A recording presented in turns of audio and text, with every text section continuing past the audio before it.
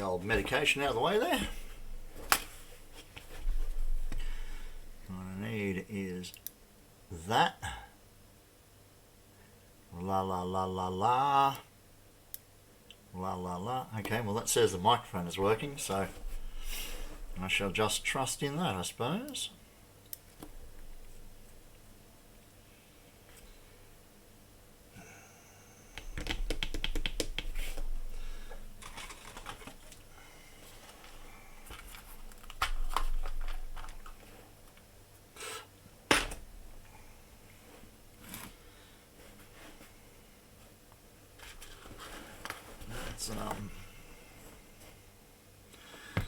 Move some stuff, I suppose.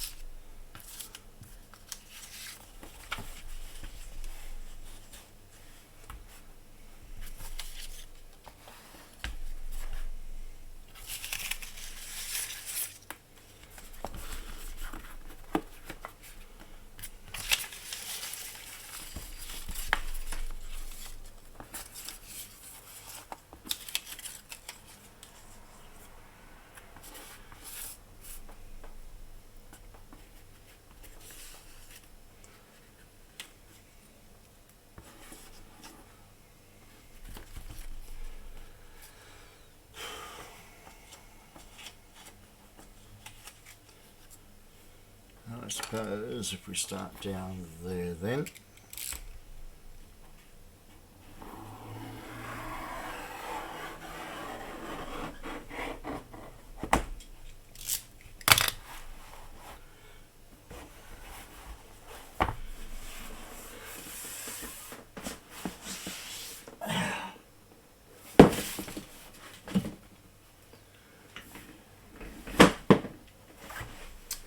I did not ask you to fall upon the floor.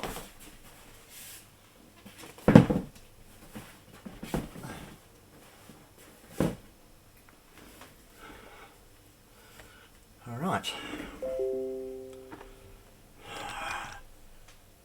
Quit irritating me with that fucking update. I don't care.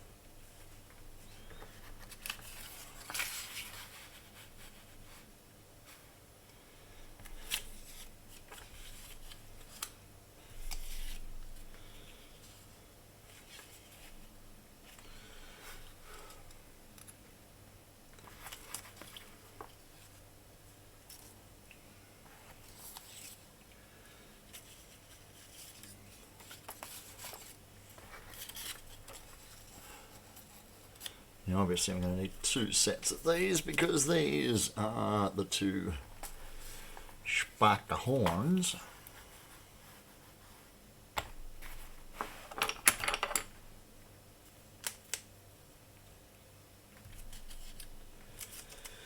One of those, each of those, one of those, one of those.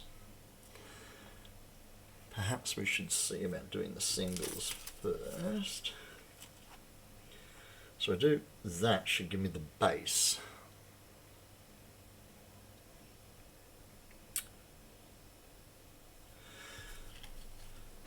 We need two of those because those are the two side bits.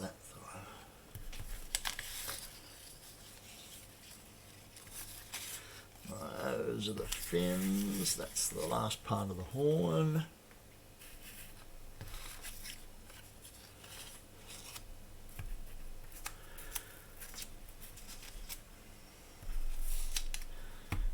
All up the right way.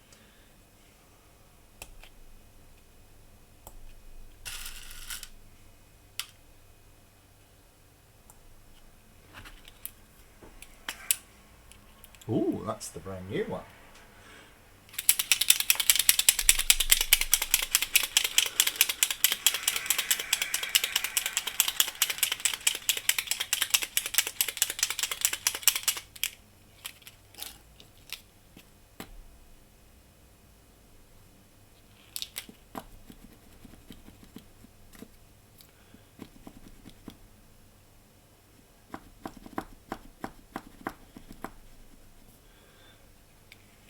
Come on. Pump the glue, or the paint, not the glue, the paint. Jumping ahead of myself, we don't need glue yet.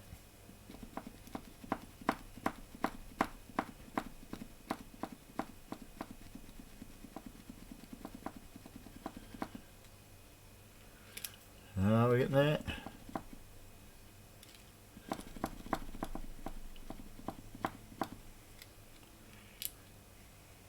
Slowly, I'm getting the paint.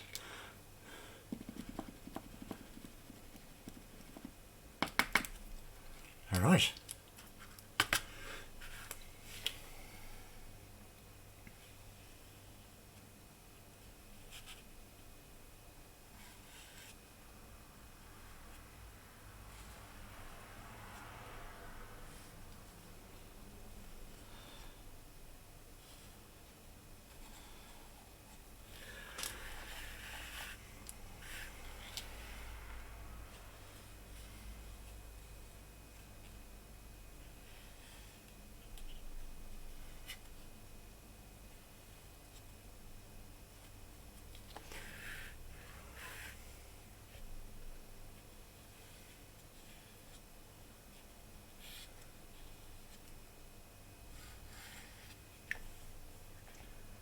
And we should need those little darts out of there.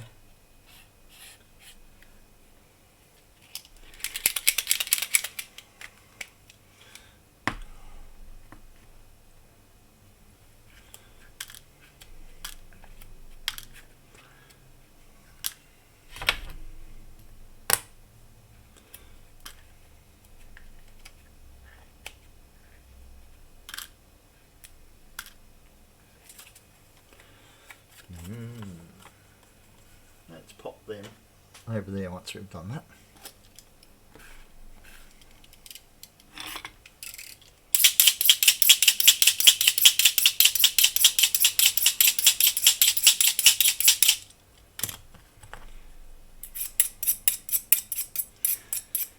I should have a paper bag full of new plate. There we go.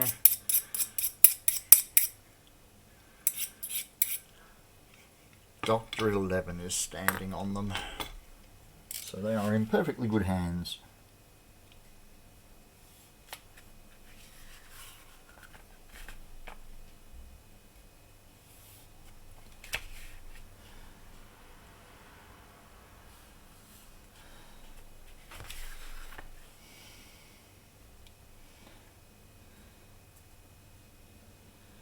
And obviously in this case I am cutting to the inside of the line. I'm cutting off all the... Talon, how the devil are you? Hopefully I've got all the settings fixed. I made a small mistake. I put a new video card in the computer. That wasn't a mistake, but I unplugged all the USB devices, and when I put them back together and tried to stream last night, they were all interrupting with each other and just destroying the whole stream. So hopefully now the cameras are not lagging and the microphone is in sync and everything is all good.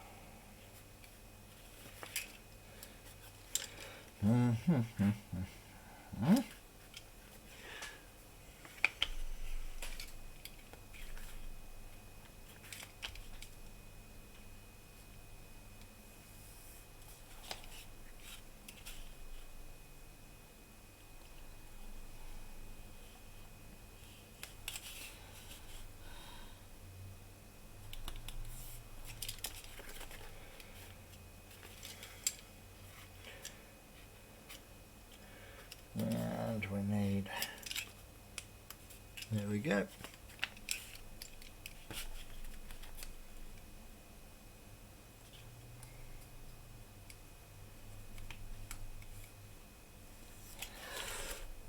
Lovely.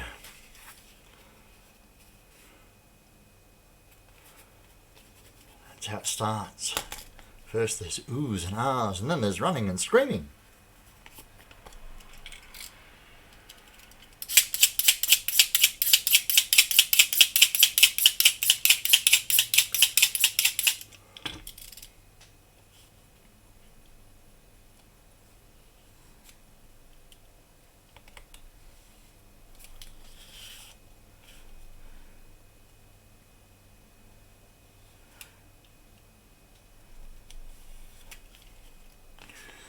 Maybe I should put notification up that I'm streaming, hey? What do you think? Probably a good idea. Bear with me while you see me typing. It will be very instructive.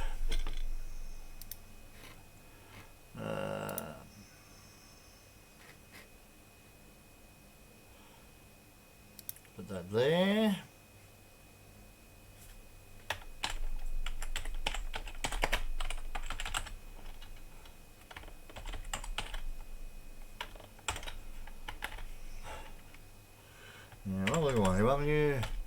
www.twitch.tv/.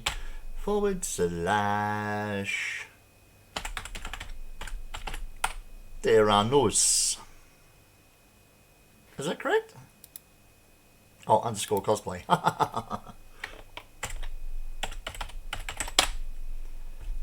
There we go.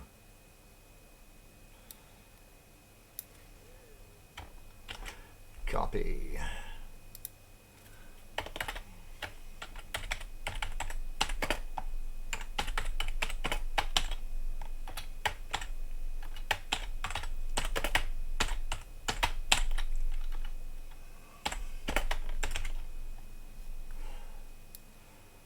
So let's grab that, Control copy, and hit post there.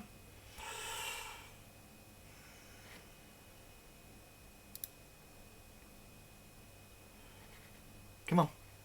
Come on, computer, you can do it. It's not that difficult. You can do it.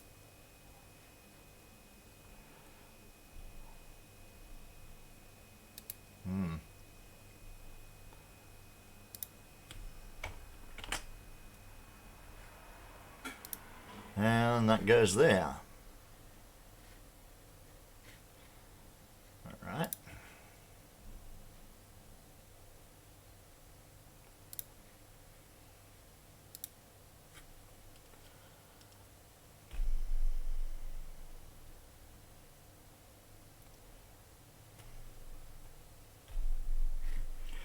Yeah. Wow.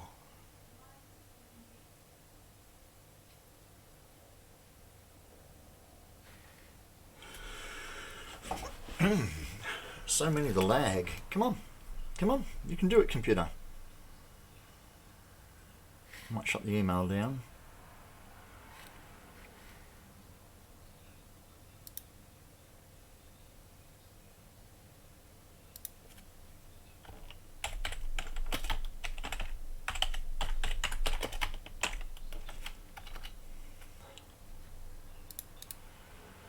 And paste that there.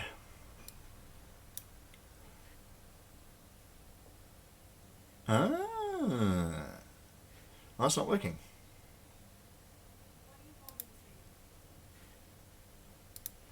Cancel that. Go back here. Leave there. I love it when a plan comes together.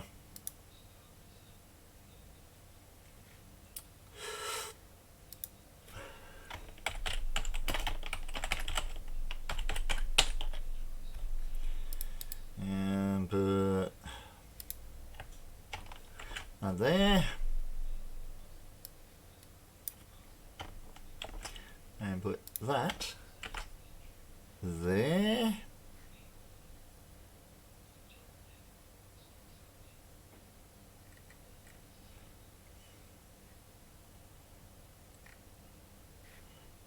time to do that.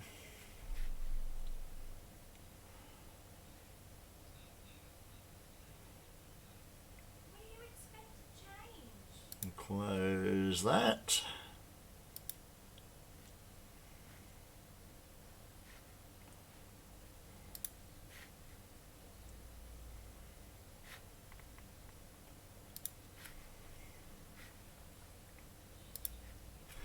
All right.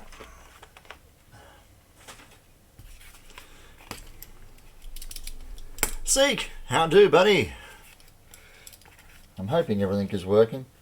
I'm hoping people can hear me because I've got the volume turned off, so I'm not going to see any alerts or any blinking thing. Or I'm not going to hear them, I should say, because I keep getting audio feedback. So I'm assuming I should be wearing headphones or something. I think that's the done thing.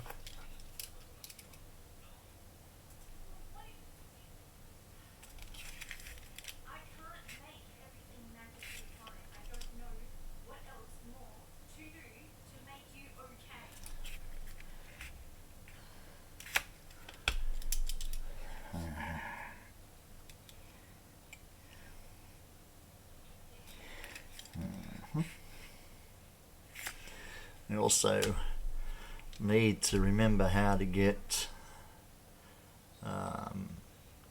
Dark's music playing in the background.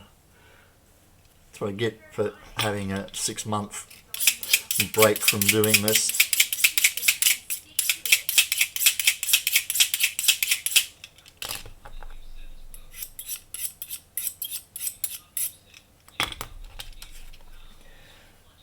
Okay.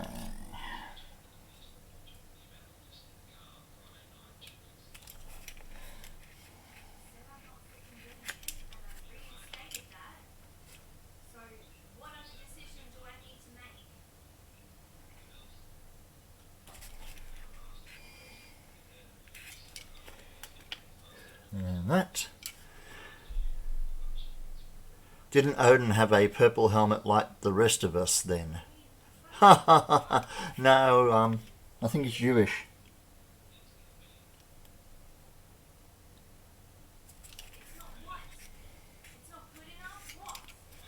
Yeah, and that goes there. Ding dong, ding dong. I'm so freaking popular. Look at that, I'm getting ding dongs on me ding dong.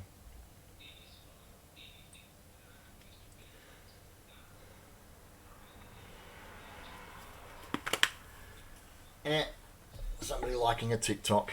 It's all good. Okay.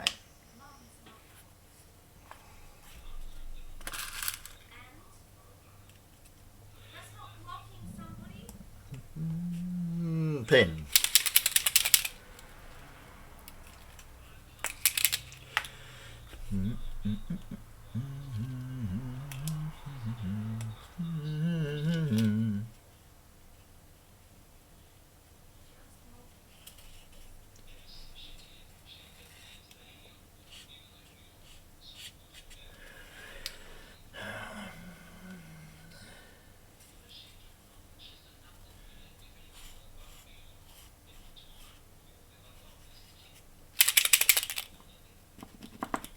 Come on.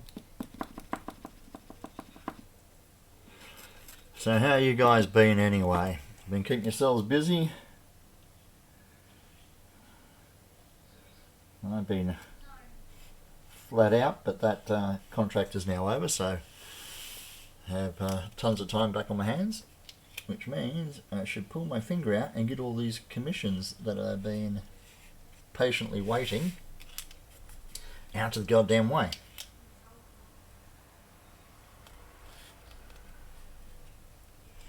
You made a few things, mostly 3D printed. Been practicing your painting. Nice. I have a really nice Count Dooku lightsaber that has been resin 3D printed for me. And I got one version of it, and unfortunately he got convinced to buy some shitty resin, and it's all separating. So he's been kind enough to offer me a reprint, which will be ready this weekend, with some much higher quality resin.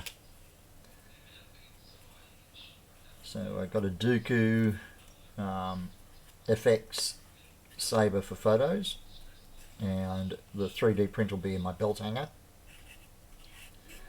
And I purposely went with the resin instead of filament so that I could get around the print lines. And the print quality is absolutely beautiful on the first one, except like I said, after about 2 months of it drying, it is all separating on the print lines, and he's rather devastated by that. Good thing I didn't have the time to get around to painting it. I would have been really upset. And yeah, unfortunately I have not been doing any cosplay while I've been doing this job. I've been getting up at, well, before sunrise, getting home late in the afternoon, then trying to do my regular entertaining at night, and then just collapsing. But as of last Thursday, or as of Thursday just gone, that contract's over, so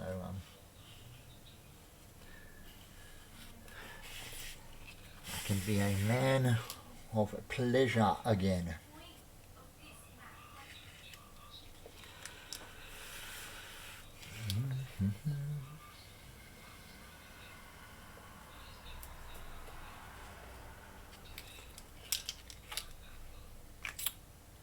Better detail on resin. Oh, absolutely. Your son has both, and you've seen the comparisons. I only hit this Count Dooku with 600 grit, and it was just glassy smooth to the touch. It was beautiful. Let me get it. It's time to bring it in from outside. The sun's gone down, so I don't want any moisture to get on the paint job. I kept the old one, the separated one, for a painting test. So chat amongst yourselves for a sec.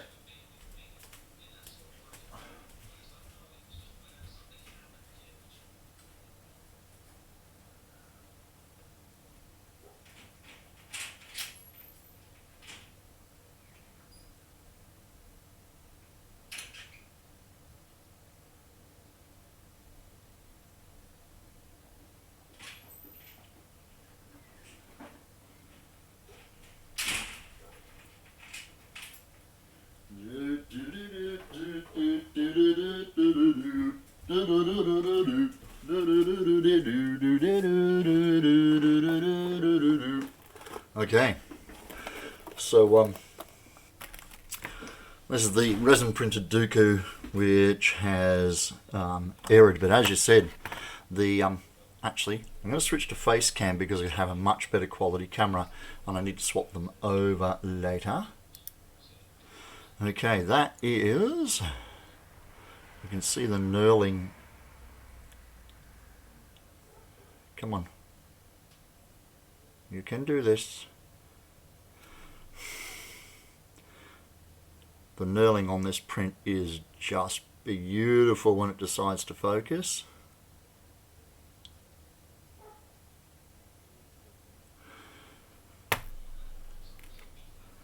Well, that's the 3 bits, the blade, the center bit up into that grap, and that are all 3 separate pieces.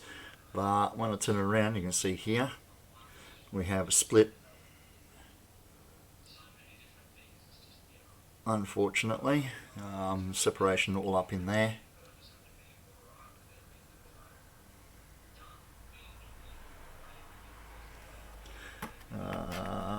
What else separated? The pommel, you can see there's a separation line in there.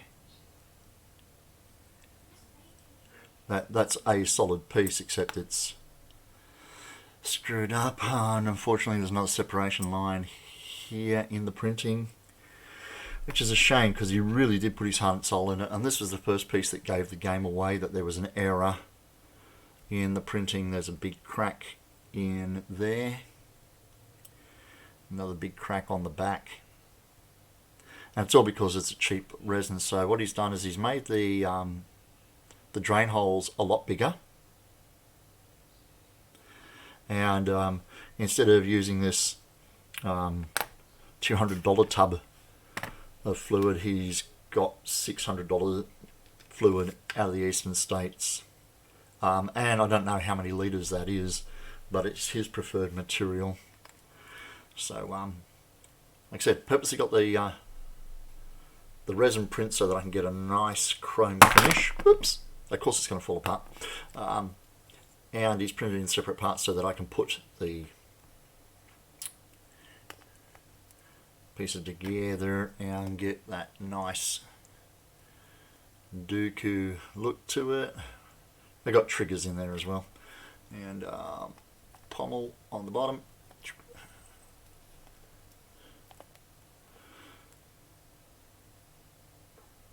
So it's going to make a really nice belt hanger.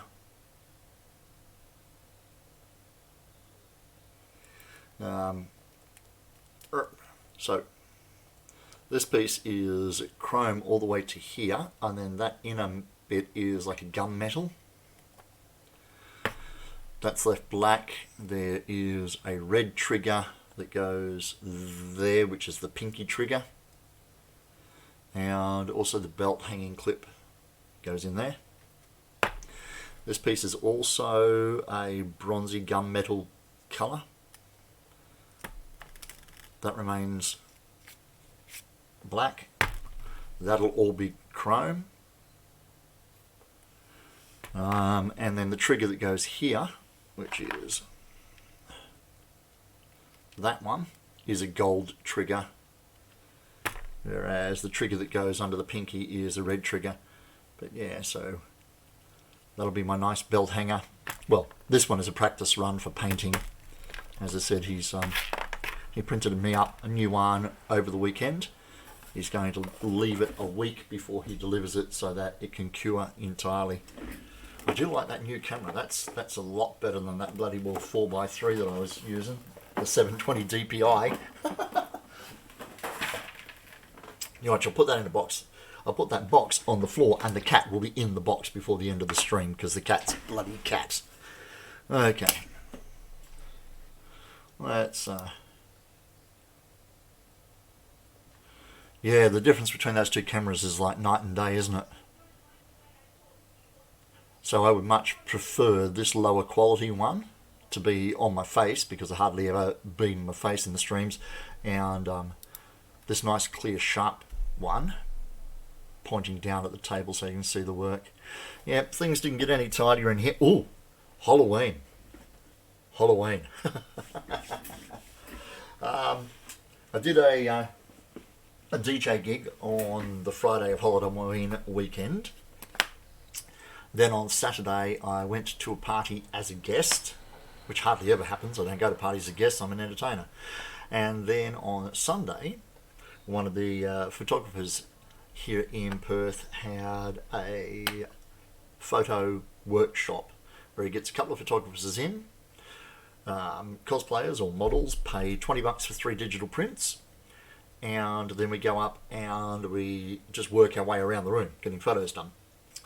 And then any prints over the first 3 you pay another $10 for. I do have a low quality face indeed. But I got some photos taken obviously on the Sunday night, because that was the point of going. And then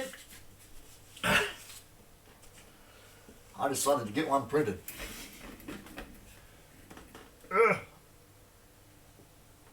So with the photographer's permission, I ran it through a oil painting filter on Photoshop, and then took it down to the stationery store and asked them to print it out, and glued it on some MDF, made a big old gold frame. So now I have my Lord of the Manor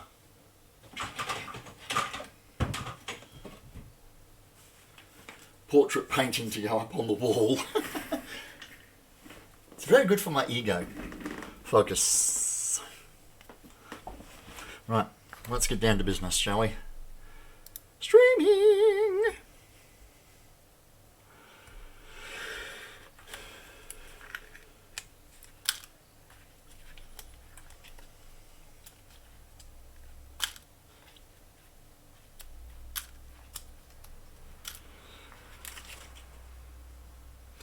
That's the dome of the head. It did turn out really nice. I got a couple of really good photos taken on the night, and that is my absolute favourite. So much so, I got a 6x4 test printed out of it before I committed to the big one, at the same time that I got a new photo of Dad printed for Mum to have in the nursing home. And I had them both with me when I went down to see Mum. And of course she was curious what the other photo was, so I showed her the small version of that. And that now takes pride of place on her mantelpiece in the nursing home, next to all her family portraits. Yeah. Needless to say, the nursing staff are impressed.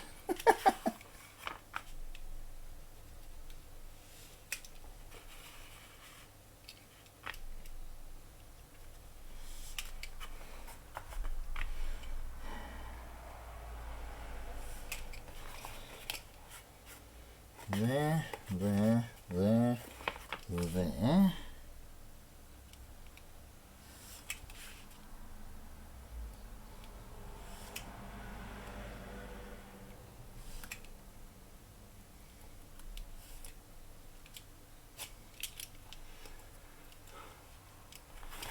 Well, that looks like it's streaming quite well. 0.4 dropped frames. 40% of my CPU being used at 60 frames a second. You need a tea? It's a little warm for tea over here at the moment.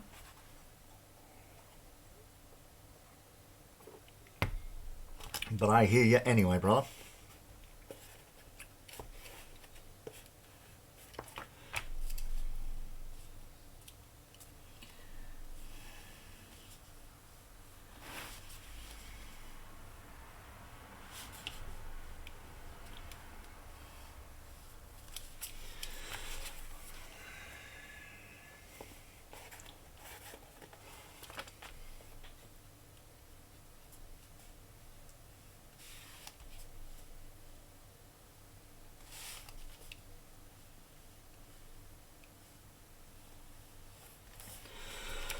Okay. So yeah, I got a few commissions that I need to get done post haste. I've made a cardboard version of this helmet already and found a couple of weaknesses that need to be reinforced now that I'm making it from foam. So this is Odin's helmet, and it's the combination of the Thor helmet with the wings on the side and the Loki helmet with the horns. This has got to be knocked over really quick, but properly. I still have a giant Snorlax sitting here, which is I want to say a mascot costume, but it's not holding its bulbous form. So a customer brought it to me and asked me if I could use the same frame inside work that I used for my Totoro to make that costume remain round. And we looked at it and went, yeah, that's doable. And it's been sitting there waiting for me to get off my bum and do it. So that has to be done quite soon. Oh my god, another customer who is looking for some armoured parts to go with his My Hero Academia costume. So that also needs to be done. We settled on a price for that today. So yes, now that my my daytime contract is over, I can get back to work doing work I enjoy. Those magnets are irritating me and need to come off of there. Let's put them over there.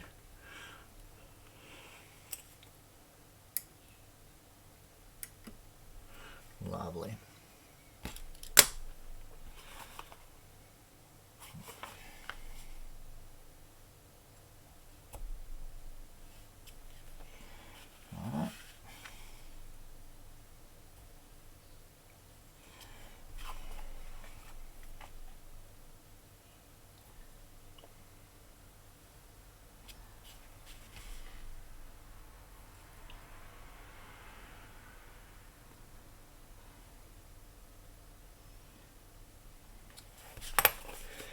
I was all excited to sit up late.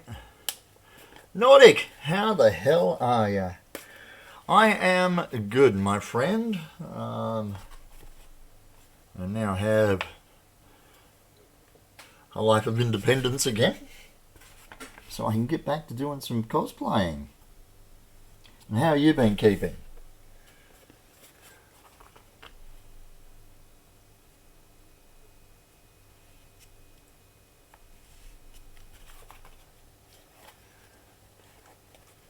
It has been a while, yeah. I took what initially was a 14-week contract, and it lasted for 6 months. Thankfully it did, because COVID has killed my DJ business for all intents and purposes, and my secondary income was hosting quizzes at pubs, so that stopped as well. So if it wasn't for the contract, I'd be eating 2-minute noodles and living in the back of my car.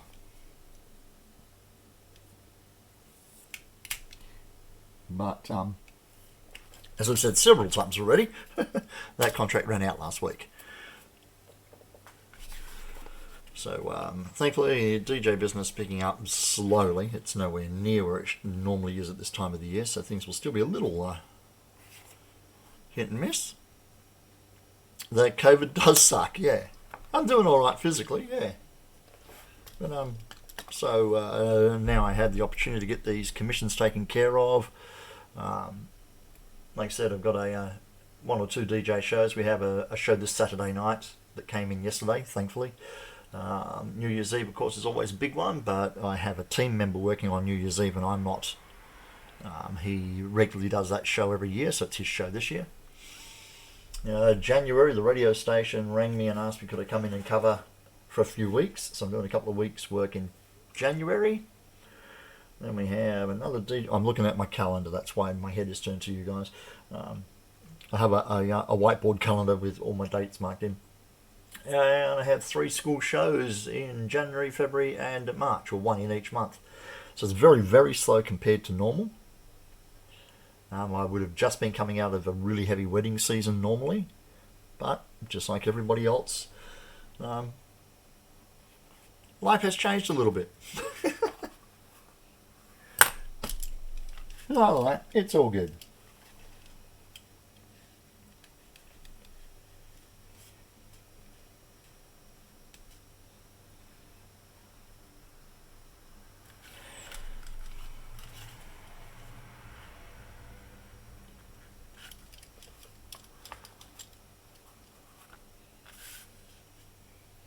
Yeah, it's picking up slowly. Well, hopefully. Although, I have been saying for the last few years that I think I'm ready to retire from DJing. This is real grey. I didn't dye it for effect. I am actually that old, and I'm noticing that brides and grooms are staying the same age that they've always been, and the same with students at school discos. So the gap between me and them is getting bigger and bigger and bigger. I am looking at getting my wedding celebrant's license, which again I've been saying that for a few years. Now that they've changed the rules here in Australia, that looks like it is far more likely to happen. I can get my celebrant's license, try and build that up and continue DJing for the next maybe 2-3 years, I suppose. At least I still have my hair. Yours is starting to leave you, is it? Just give it up a little dustpan and broom and keep it in a plastic bag or something, mate.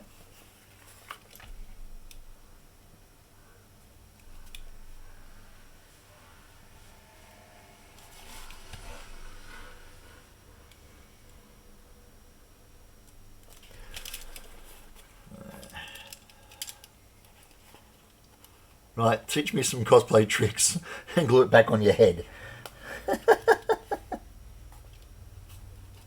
Well, actually, I think maybe it would look more authentic if you use the pin and punch technique.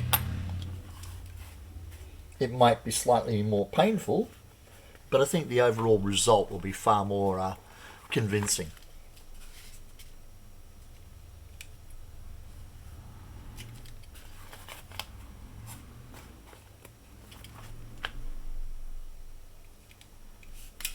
Okay.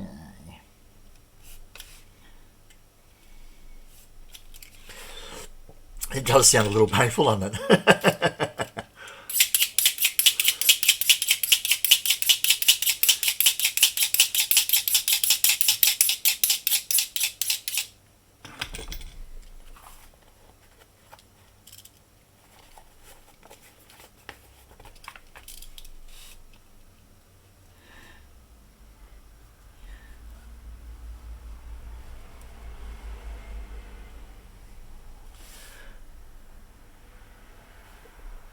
Have to drink a lot of Fosters. Oh, God, no, don't do that to yourself.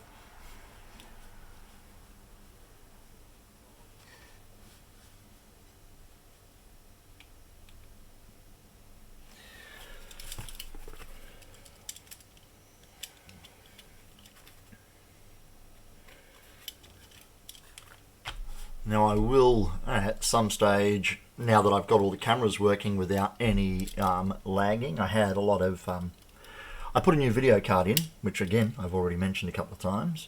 And to do that, I unplugged everything and pulled the computer out and put it up on the bench top. The problem with that is I didn't record what USB devices were plugged into what ports on the back. So... No, it's not an original idea. It is the one that Odin wears.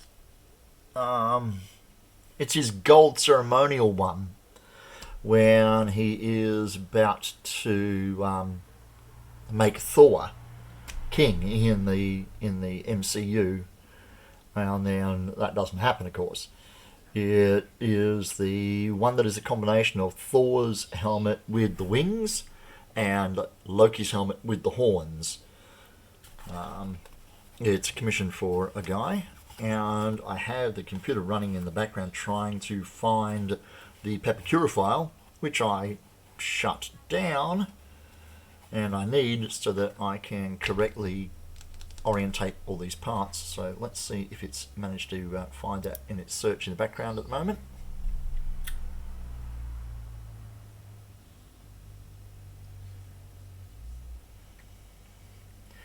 Not finding any Pepakura files of it, and that is surprising.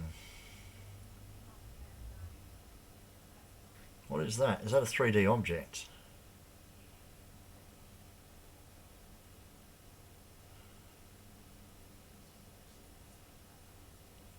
Huh.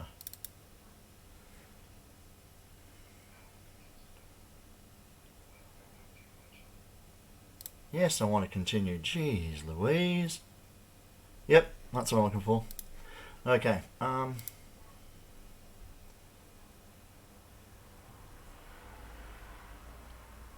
That's it there. Extract.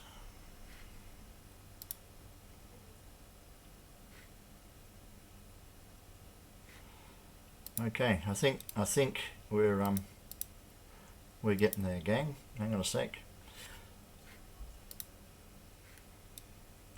Yep, righto. No, just go away. Okay, let me change OBS to screen.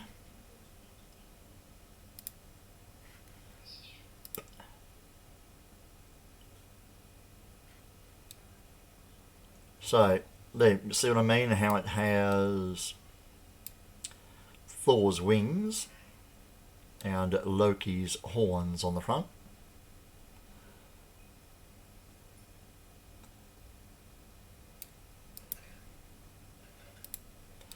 That highlighted part is the part that I'm working on now.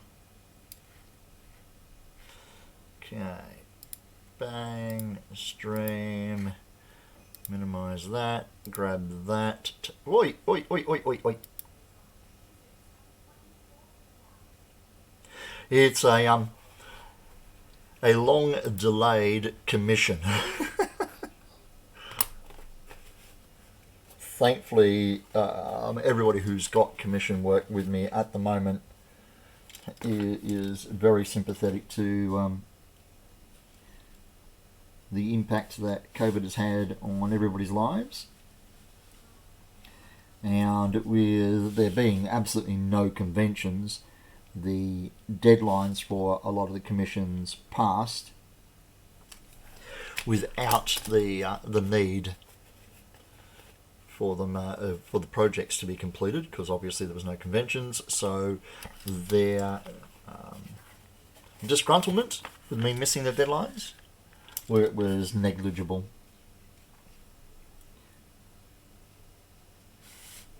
But now that things are starting to be a little more sunny here in at least Western Australia, I'm getting asked about dates and times for completion, so I'm going to be working pretty much non-stop on getting the commissions taken care of now. I have a couple of personal projects I want to work on. I want to do a Count Dooku. I'm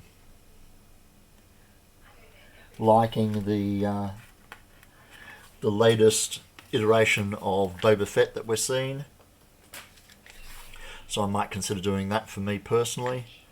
Obviously I still have my Mando back there. Yeah, but commissions need to be done first. I've got to make good on the promises I made to these people.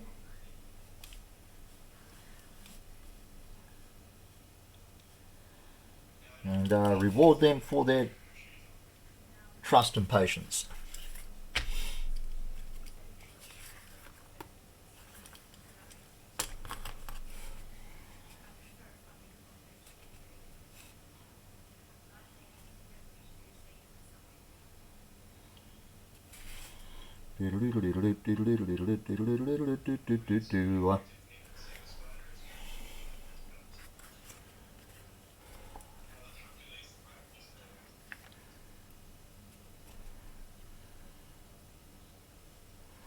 And how have things been going on your side of the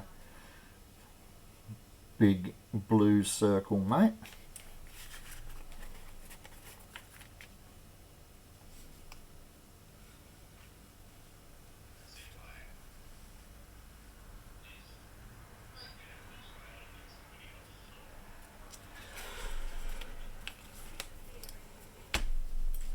Yay!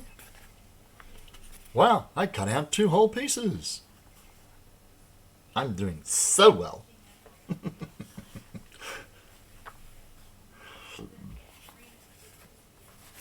Put those over there. Okay, so we got 3 more pieces here to pin out and to cut out. You got a new job, and thanks to COVID, you're able to see a little more Twitch than normal. Nice.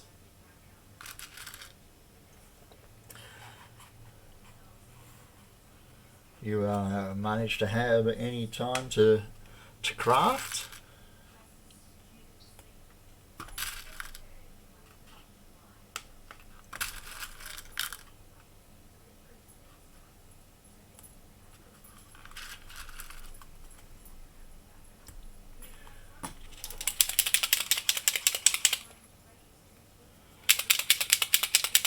That was the workshop elf sneaking around an hour after bedtime, but it's not. It's the cat just owning the house in his own leisurely way. doing a couple of sculptures here and there. Nothing fast, because I'm always slow. Hey, it worked for the tortoise, mate.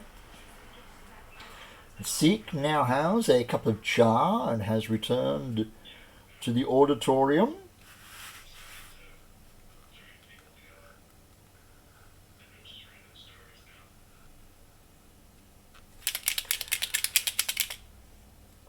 We've been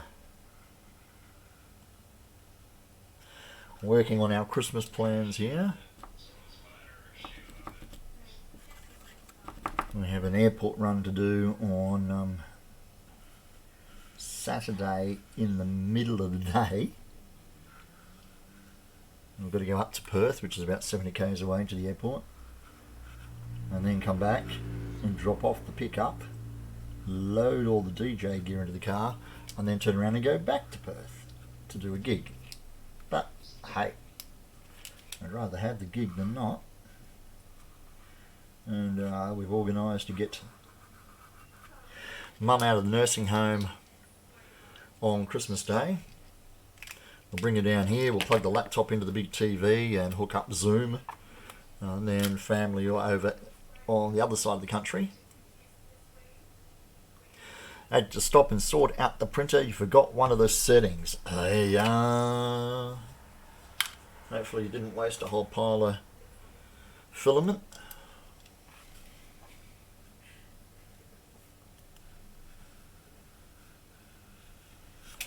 There.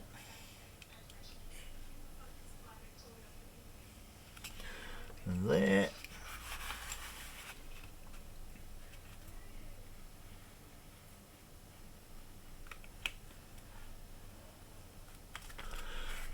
And there. Okay.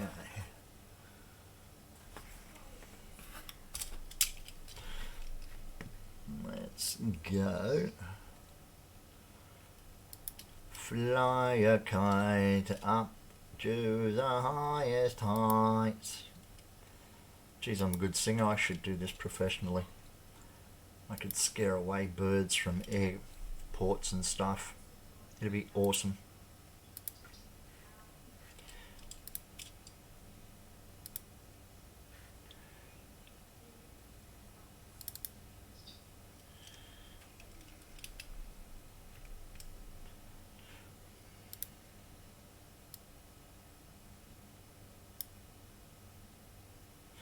So hopefully, ladles and jelly spoons, that should be what we end up plonking on the client's desk.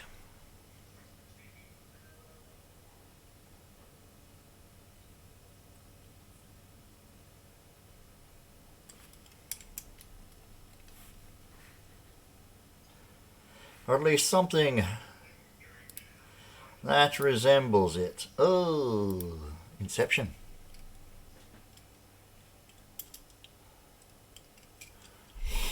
Normally print in PLA, but you're trying ABS at the moment, doing a test run. Now, obviously there's the two different chemical compounds, but one is preferential to the other for printing cosplay stuff, isn't it? One is more robust, but it's harder to sand and smooth or something. I have not ventured down the rabbit hole that is the world of 3D printing. Thankfully, my 3D printing lives on the other side of this, and I just go, hey dude, I'll need one of these. And that's how I get my 3D printing done. Oh, and then I also need that other thing that looks like that one but has the cards in it so that I can throw money at it.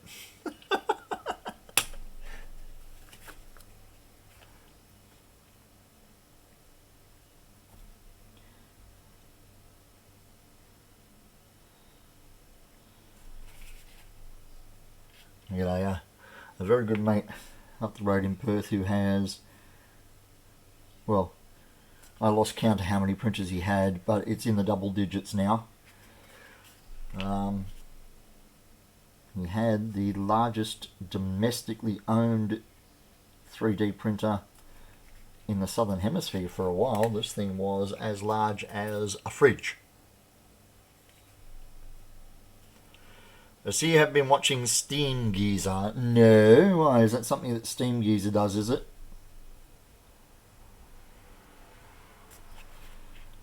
Or did I say something Steam Geezer-ish?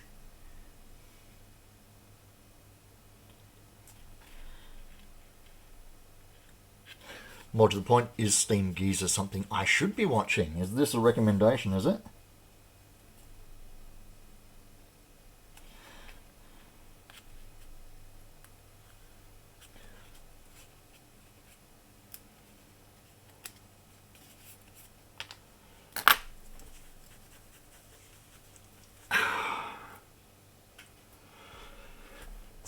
Three pieces. Right.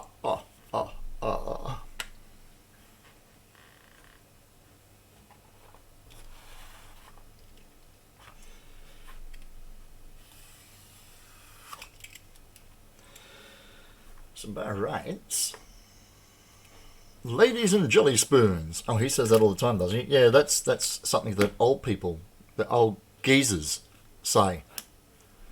So, yeah. Totes relatable.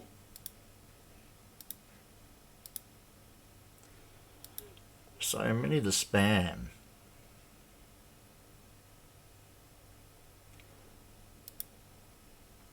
Studio J7 is live as well. What the hell are you guys doing watching me? Makes dioramas and models mostly.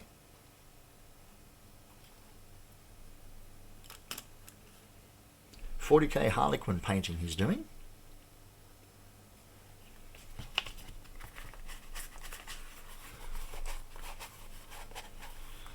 Right.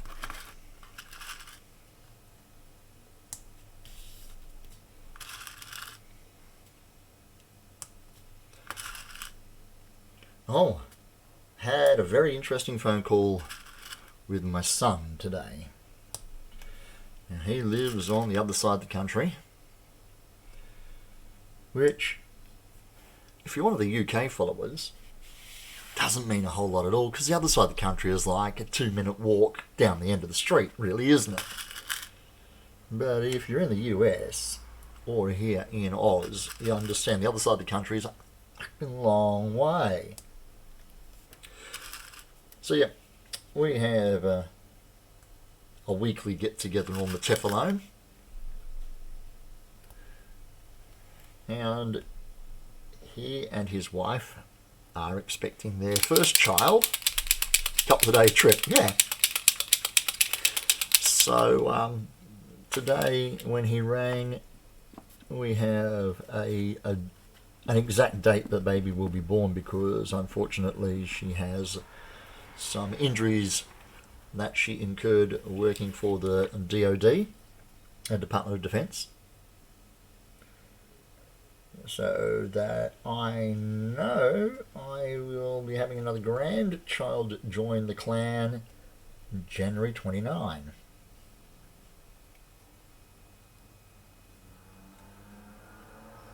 Specifically, 8 AM apparently. I've already got 4 grandkids. This will be number 5. It'll be congrats for them, though. It is their first child. She's in the Air Force. My son will be in the Air Force within the next 3 or 4 months.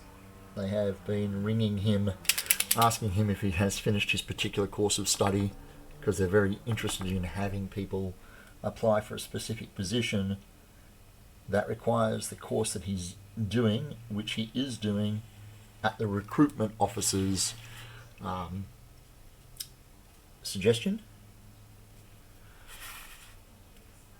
And up until recently, he was going to take a position with the Navy doing the same thing. But then the Air Force rang him up and went, well, seeing as your wife is in the Air Force, and we are now looking at having officers doing the same role from an Air Force perspective, would you like to change your application from Navy to Air Force? And of course they thought about it for a while and said yes, because the logistics of having them both in the same service will make redeployments and that so much easier. They won't be easy, but they will be easier if they're both in the same force, same service. But she's obviously going to take maternity leave, or is on maternity leave, so while he does his first year, she'll be having a year off, and then they'll work out what they do after that. But thank you anyway, Nordic, for the congratulations. I love being a granddad. I mean, you guys all know the workshop elf who wanders around here, who is well and truly asleep by now because it's 9 PM our time. Can you believe the workshop elf turns 8 in January? My Lord, Claude.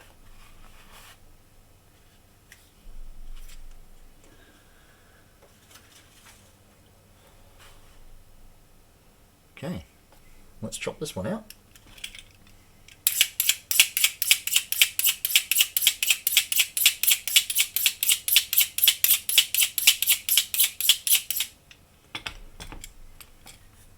Magic Marker Studios, woohoo! G'day.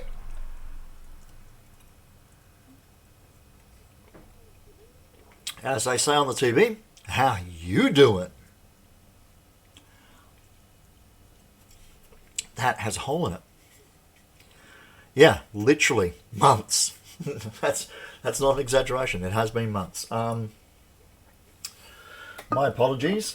I took a 14-week contract to tide me over while COVID was killing my business, and that 14-week contract turned into a 6-month contract, which turned into a 12-month contract, which turned on into a permanent contract, which was cancelled after 6 months. Yeah. And after me praising up the Air Force, it was a subcontract out to the military, so you can't trust them buggers. But it does mean I can get back to this. Paying the bills makes me happy. Doing this makes me happy. So for a while I was happy paying bills, now I can be happy doing this.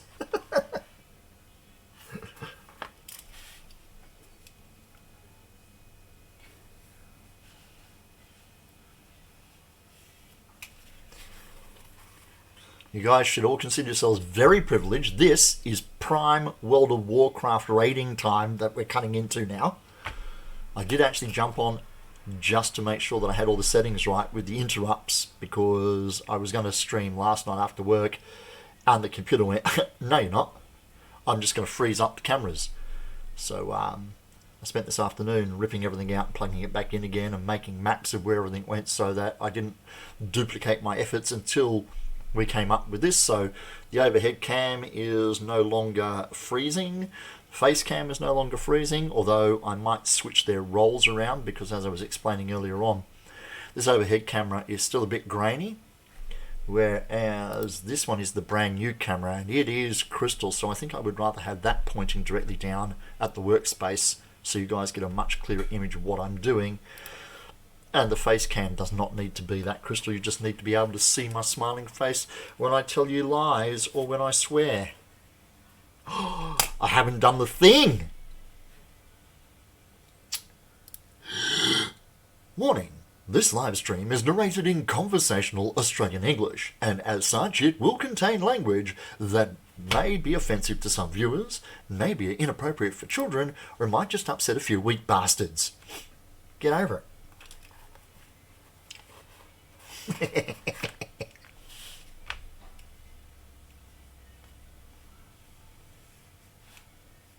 So what have you been up to, Magic? Keep yourself busy?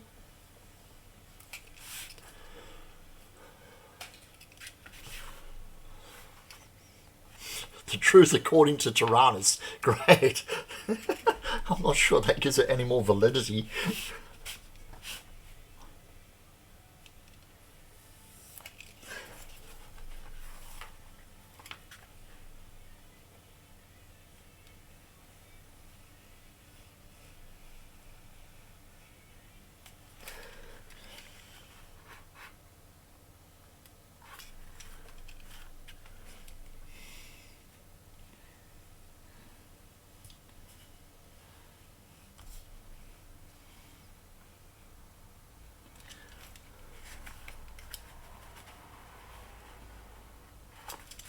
I was reading somewhere today that apparently Americans get quite offended by the amount of profanity and the level of profanity that Australians use in day-to-day language.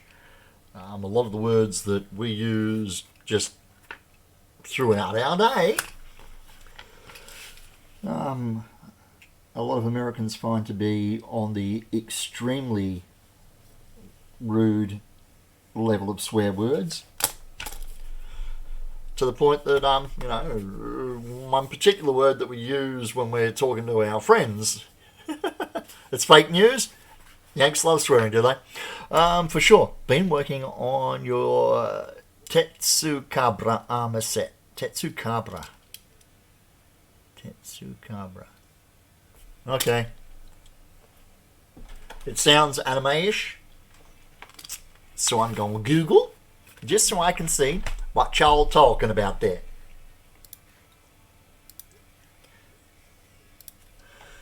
Tetsucabra. Tetsukabra. Great sword, armor, weaknesses, weapons, tail. Tetsukabra has a tail.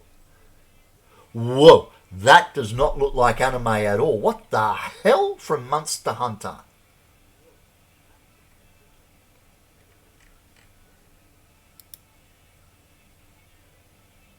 You're working on wait, bing, on this thing. Oh wait, there's a Reddit in the middle there. This. Hello. Damn, look at the detailing in that.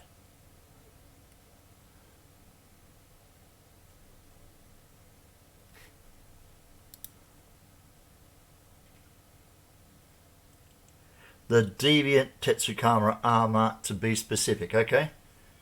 Deviant Tetsukabra. Wait. That.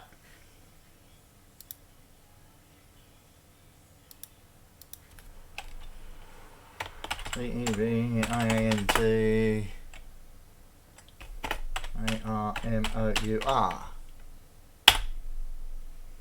Ah! Okay, there still looks like there's some variations there too. Although, that says exactly the words you were talking about. And now it's going to play a video for us. See a bit later that they colour really funnily as well. So here is the little obi or the belt, which is really nice. Very bulky looking set, isn't it?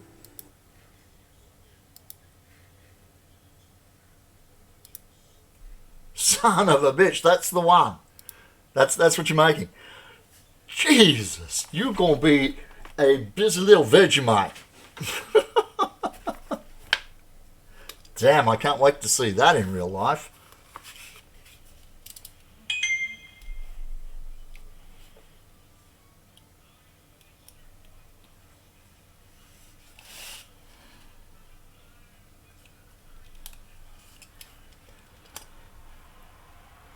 You have been, I can imagine.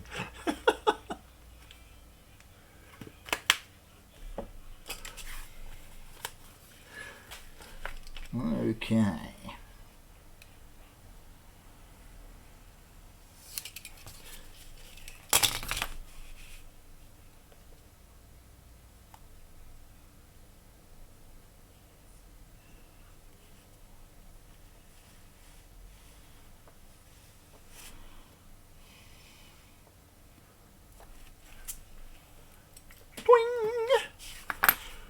See, this is starting to look more like my old workshop.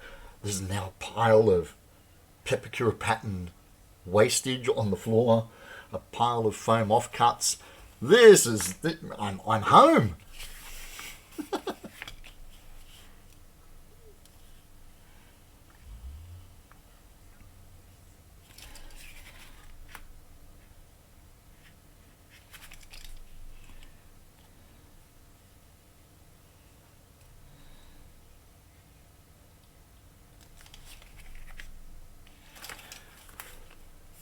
Good old foam, indeed.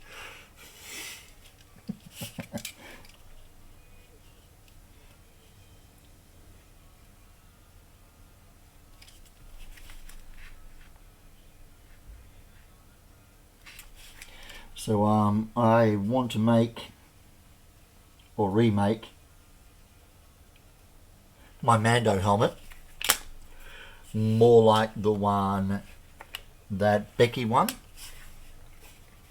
the Going Ape one from the raffle. I don't like my personal one that I made out of 10mm foam. It is way too chunky. The face plates are way too thick on either side of the T-visor, and they spread out way too far. The look of the T-visor is totally wrong. And I know most people know exactly what the helmet is when they look at it, but every time I look at it I go, the one I gave Peggy was so much better. So I'm going to remake one for myself. I'm also liking the latest version of Boba Fett that is floating around, so I'm considering doing that for myself. And as I mentioned earlier on, Count Dooku.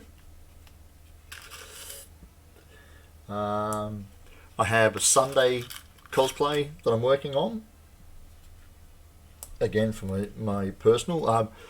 I'm not sure if that's a term that you guys use overseas, but over here, basically a Sunday cosplay is what we refer to as the casual cosplay you wear to a con on Sunday after you wear your awe-stopping, jaw-dropping beast of a thing on a Saturday. So almost a like casual kind of cosplay. I have my officer's boots and a pair of black jodhpurs, a Imperial officer's cap,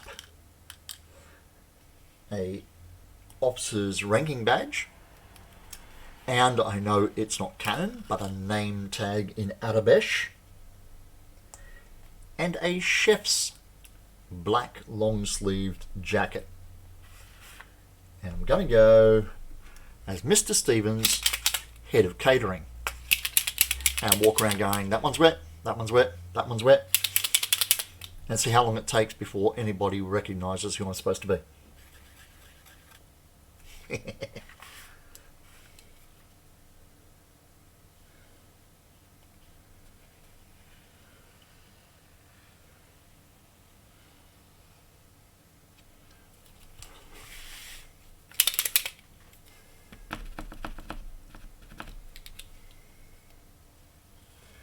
I cannot wait until we get conventions and we are allowed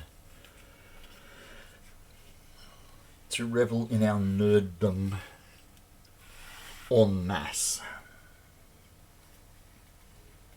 We have vaccines popping up and getting into the population in both the States and the UK now, so that's a good thing. Here in Australia we've been very lucky with the number and the intensity of the cases, and in Western Australia where I live we've been extremely lucky, so much so that we had our borders closed to every other state of the country for quite some time, much to my daughter's disgust because her boyfriend lives in a different state. But come this weekend they'll be all touchy-feely and gropey for a while. To spray them down with disinfectant and make them wear a mask.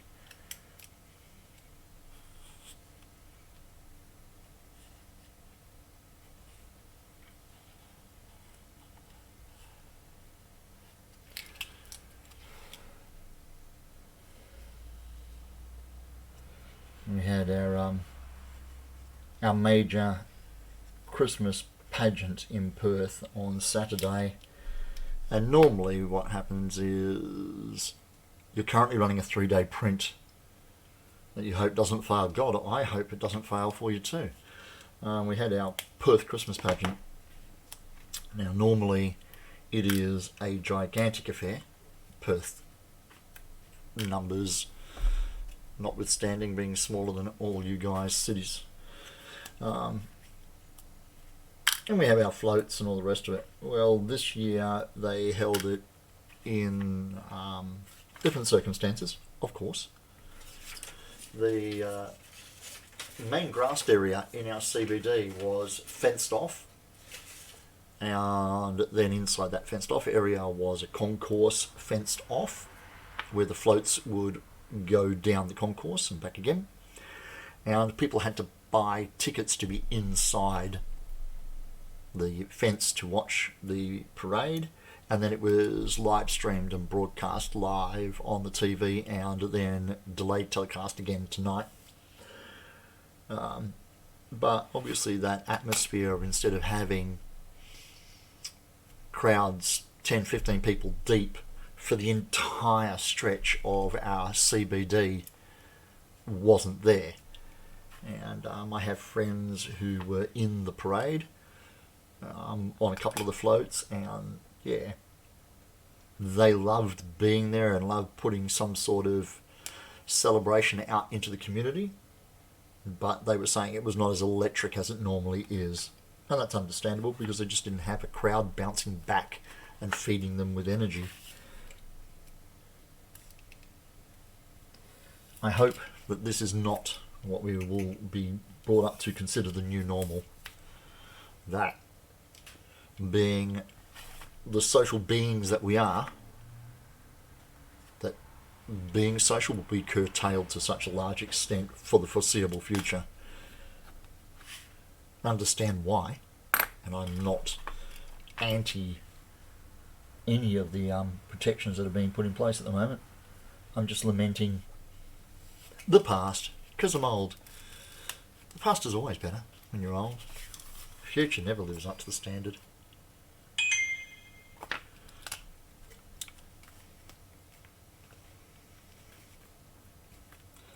Business suite. Somebody has messaged me via Instagram by the looks of things.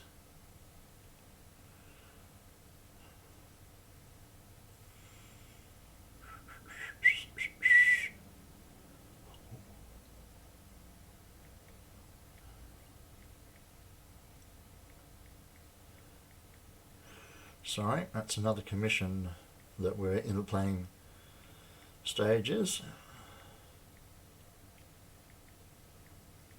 Whoop, I can't spell. Boink. Okay, I read that. So I'm up to date with chat.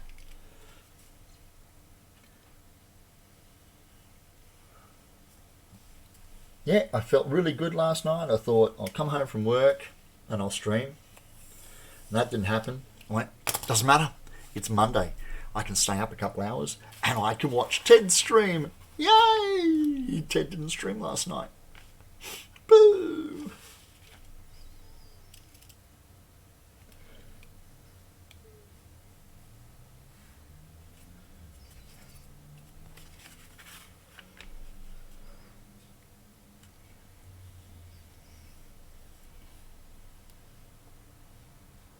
That being said, I do recall seeing a photo on Facebook of Ted and Lydia in front of the Eiffel Tower. I wonder if that's current or whether that's a memory.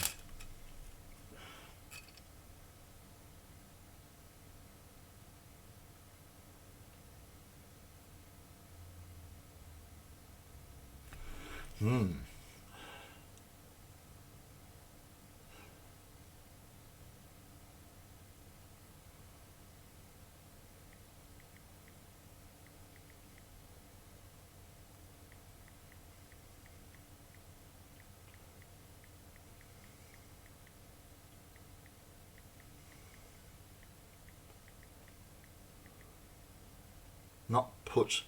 God dang it.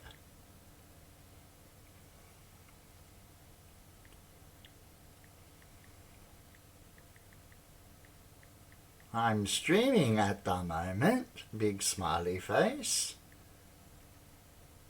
There we go.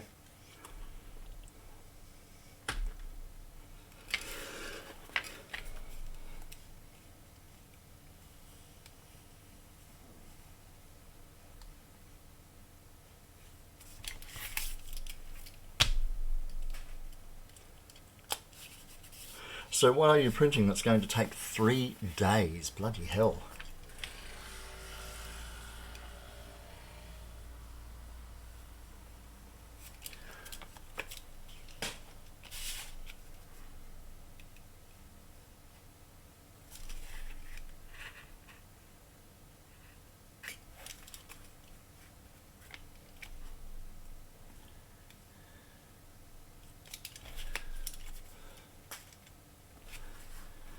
1.2 millimeter walls, 100% infill.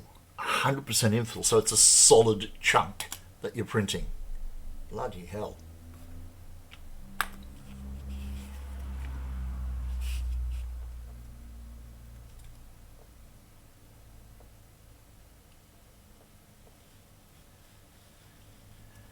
Well, if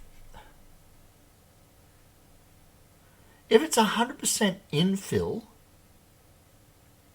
why do you need a width on the walls? I don't understand. Wouldn't 100% infill mean that it is solid, that there are no walls, basically? Educate me.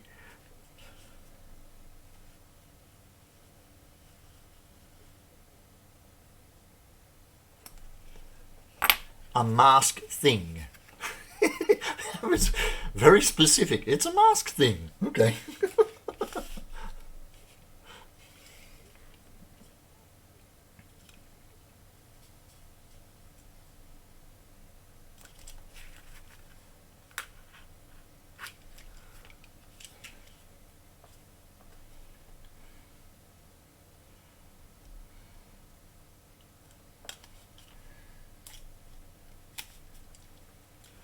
The walls dictate how wide the thing is going to be.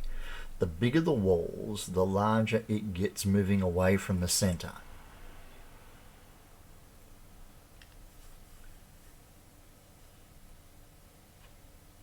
The walls dictate how wide the thing is going to be.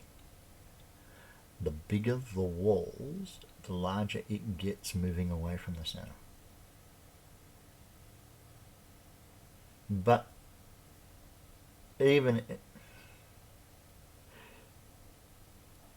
doesn't the infill dictate how solid the piece is? Whether you're doing like the honeycomb thing, the higher the percentage, the smaller the honeycomb is until it's solid. Whereas the walls are like the outer shell. Yeah?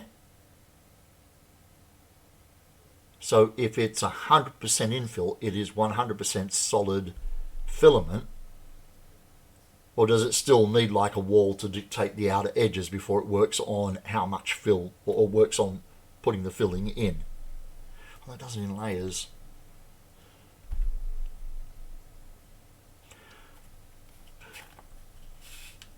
Cool, okay. That's going to be one solid heavy piece of plastique when it's done.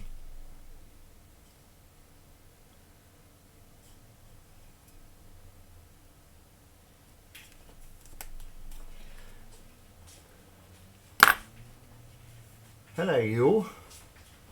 You have a trip. I do. You have a handbag over your shoulder. You're going somewhere. I'm going to surgery. I was going to ask if you wanted anything. Ice cream? Okay. Do you need my card? Yes. No. You hesitated. You need my card. Oh, no, Ben sent me money. So I don't Yeah, for what?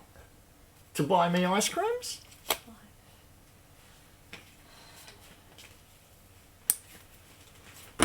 See, what a good dad I am.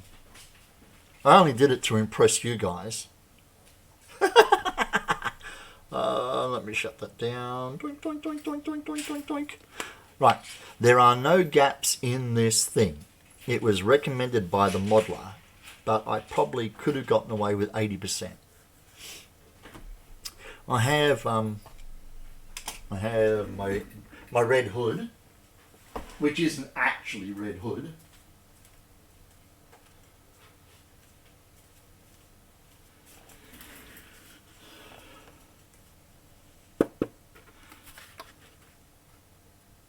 And that is solid, but it's cracking.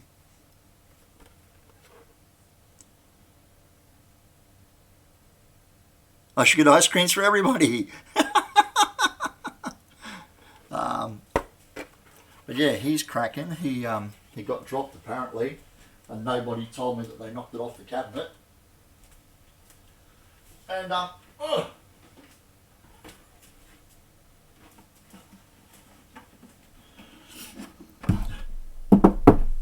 I got my Anduin lion. How are you, Herbie? I got my Anduin lion. Yeah, that was 3D printed. This is 3D printed as well, but this was a speed print for an event on Saturday night.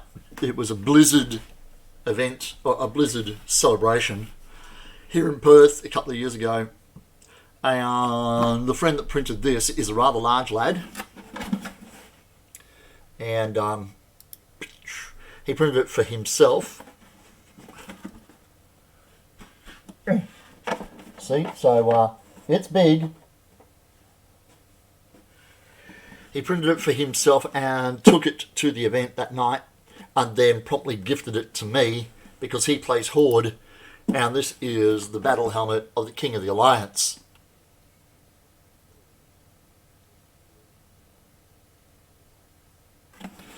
Just finished off work, but doing good. Was a WoW singles event, wasn't it? I can't remember. It may have been, actually. But yeah, this has been damaged already. The print lines are separated on the beard. But considering it was a speed build, the widest print he could do, basically, he needed it pumped out for that Friday night kind of thing. It's way too big for me to wear as a helmet, but despite the fact that I think that Anduin as a King of the Alliance is a whiny little bitch, I do love this armour. And I say that with all love in my heart because for the Alliance, alright?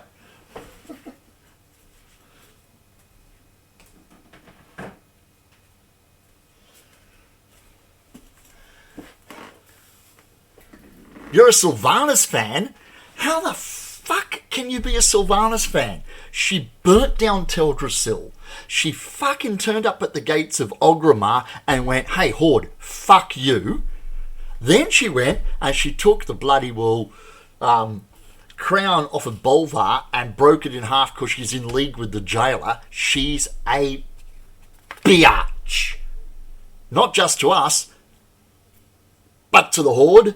To all of Azeroth, she's a biatch. Bloody sort of. The only thing, let me face cam so you can see. The only good thing about Sylvanas is she's hot. All right, she's hot. That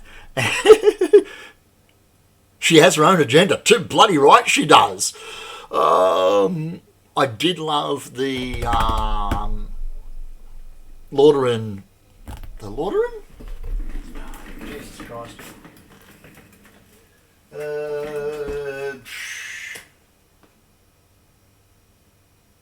Battle of Azeroth. The Battle of Azeroth animation. That cinematic that they came out with where she jumps off of the ballista and then does the Banshee scream. That was amazingly beautiful artwork. You appreciate the passion. Sadly, it's all lost on you since you don't know that you don't know World of Warcraft. Testy, really? World of Warcraft, man, it's been around for 16 years. Didn't Sylvanas power slide right into Arthur's sword? I love that bit where, in that cinematic, where Arthur resurrects everybody, brings them back, does the old power lift, and then you can see Sylvanas give him the nod of appreciation, going, finally, your balls have dropped and you have become a threat. Let us party. And gets into it. You know of it, but none of the characters in the plot. I really enjoy it. I've been playing since vanilla, which is the standard beat your chest thing when you talk to a WoW player. But no, I've been playing, well, just before Wrath came out. So, yeah, I started back in vanilla mode. No, actually, the first expansion was not Wrath. The first expansion was well before that. Anyway, I've got 14 years in the game, so yeah, I quite like it. I like the questing side of things. I don't like the raiding and PvP and shit. I much prefer learning the lore and stuff. Right, we got some bits to put together. That one and that one.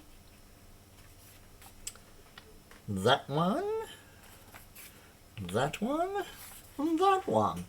Now those other bits that are sitting there. Burning Crusade, thank you. You are not prepared.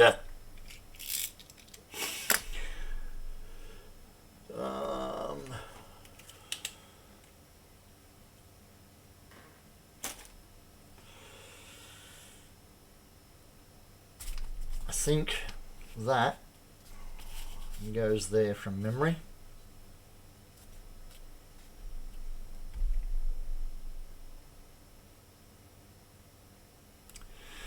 Let me see.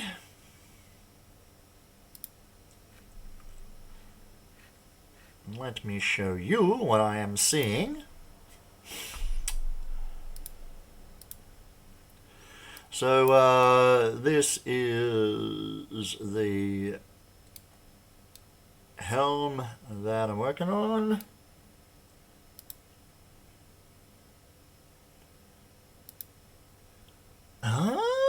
Yep, see, so that ducktail there does go into those two, and that roundy meets on the top, has the notches in it for the horns to mount, and that goes there. Okay. It is, as they say, all good. Let me put you guys back so I can see chat. That in the front. Okay, so they go together in that order, or that configuration, not that order. So that will form the basis of the helmet. Then there are the two cheekbones that come down, and off of the cheekbones the wings go up. And here in this is where the horns come off the front of the helmet. So Odin's helmet, and I have an image here for those of you who came to class late. Odin's helmet features the wings that end up on Thor's helmet, and the horns that end up on Loki's helmet, because obviously the sons of Odin have different aspects from Odin. And that is what hopefully this hodgepodge of foam bits and pieces will end up being at the end. Big pretty helmet. The inner dimensions across the temples for the client are 165 mil. For those of you who still live in prehistoric countries that understand inches, we are talking 6.5 inches across his head from temple to temple. So he's about the same size as me in the noggin. So theoretically this should fit me with a little bit of slop, and should fit him quite snuggle-luggly. Okay, let's get down to business to defeat your mum. Oh, magnets sticking the glue to the container. Pins.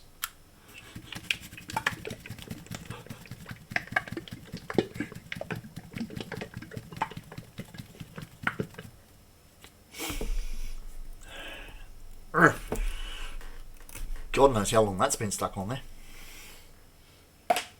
I'm going to guess 6 months.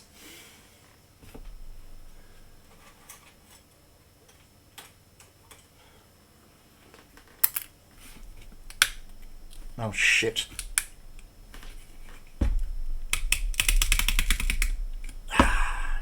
Good thing is, I know exactly where my multi-grips are now.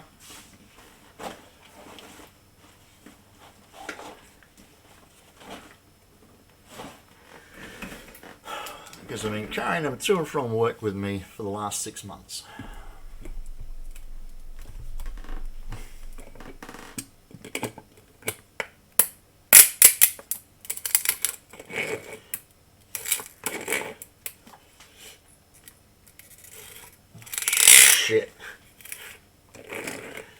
Got it.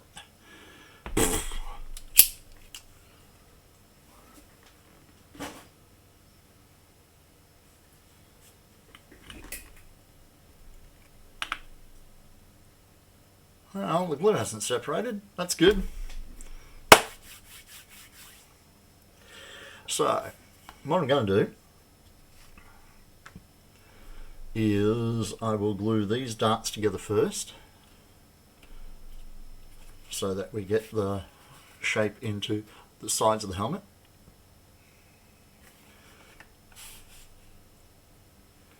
I'll also bring the dome into dominess,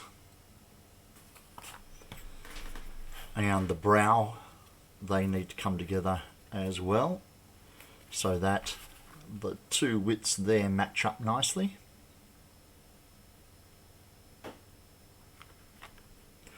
That piece is the ducktail at the back, and I think it's raised. It's not flush with the surface, but we will look at that momentarily.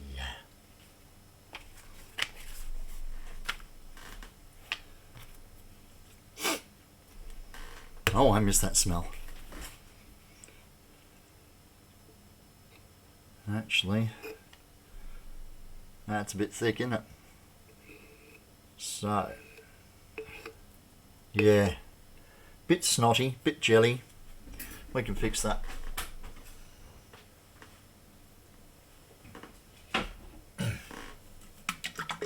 Oh yeah, see, that sounds like water.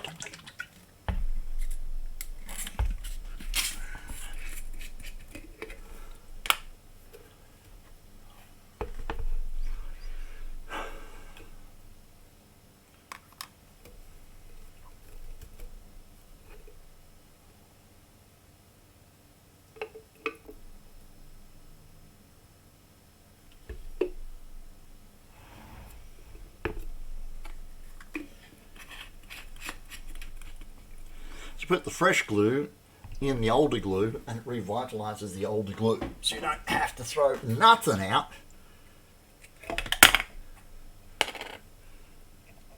Because we're living in a waste not, want not economy.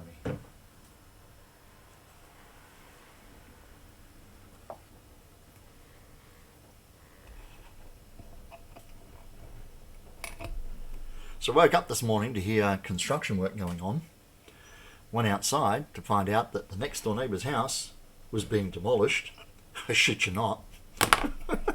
So it's a pretty fair assumption that the next door neighbours have moved out.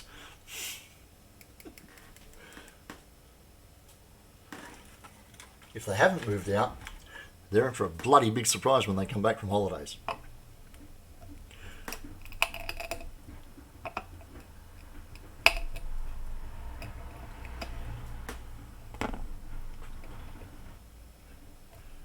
And yeah, I'm using side cutters when I should be I'm using pliers, but I can't find my pliers.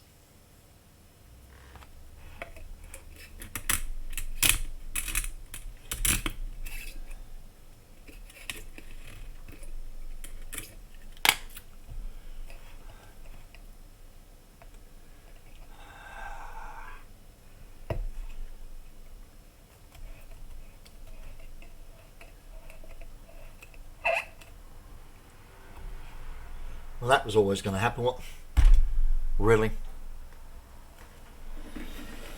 Paper towel? Woohoo. Paper towel.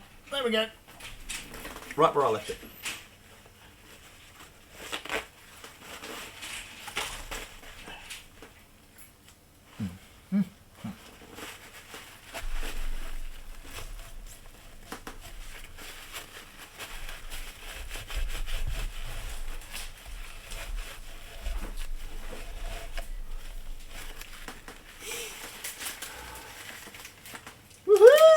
I got the ice cream. You guys don't need ice cream. It's winter over there. It's already cold enough. You don't need winter. Don't need ice cream. Always need ice cream.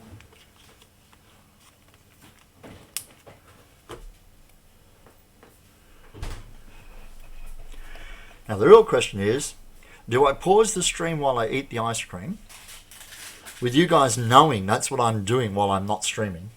Or do I just go ahead and eat the ice cream in front of you, where not only do you know that's what I'm doing, but I seem to be rubbing your nose in it? What about us Aussies? Well, yeah.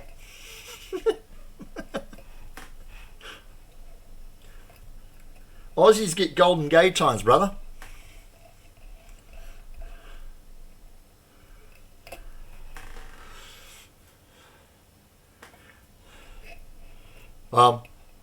And just in case I've got that wrong, I do not mean that as a reflection upon your gender. I mean that as a unifying term of brotherhood, sisterhood, and unity. Okay?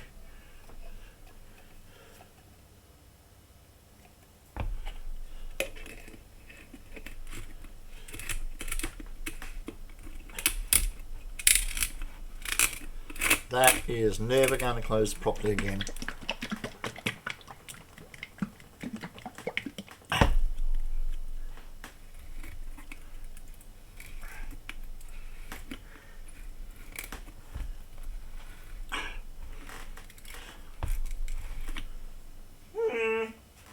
Mummy! For the non-Aussies, yes, a golden gay time is an ice cream. Oh, yeah. Yeah. Because if you just take that as it said, particularly when you compound it with my statement about gender. Yeah, alright. Thank you for the clarification, Herbie.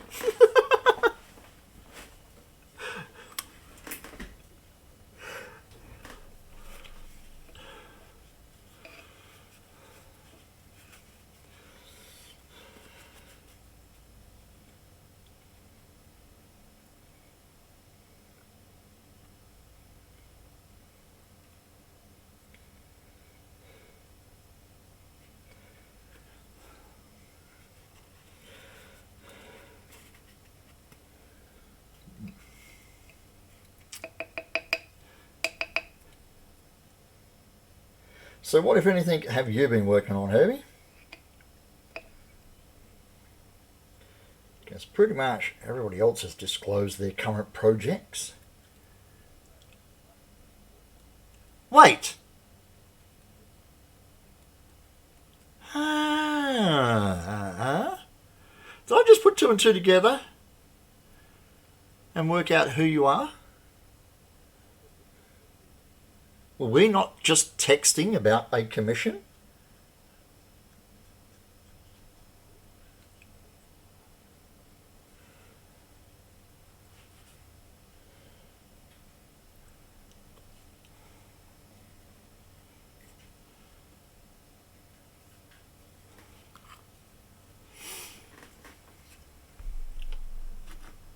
Yes, we were. There we see. It didn't take long.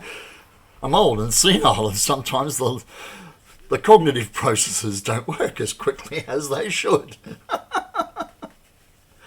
I did leave one item off the list when I was talking about parts.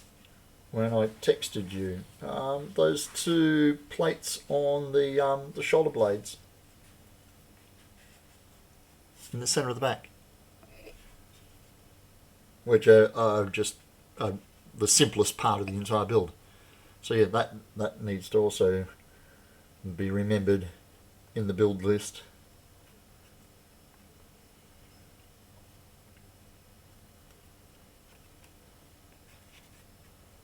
So there we go. Herbie is a mate of mine here in Perth who I have done a commission for previously. I made the Tormund Falchion from Game of Thrones. For this particular friend of mine, I have another couple of axes to make for the same character. I am streaming. Aren't you watching? You are watching the stream. This is live, dude. To all 5 people around the world, yourself included.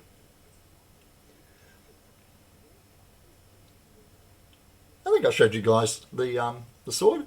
Might be a good time to call that video up while the glue is flashing off. Let's do that. Commissions, LMNOP, QRST.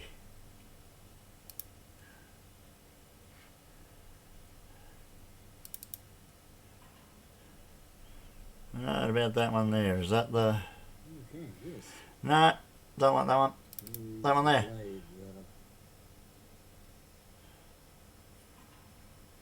No, don't want that one either. That's not the one I want.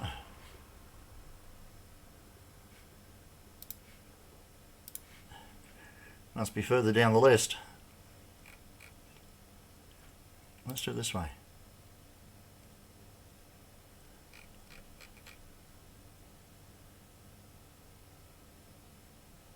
Must be that one.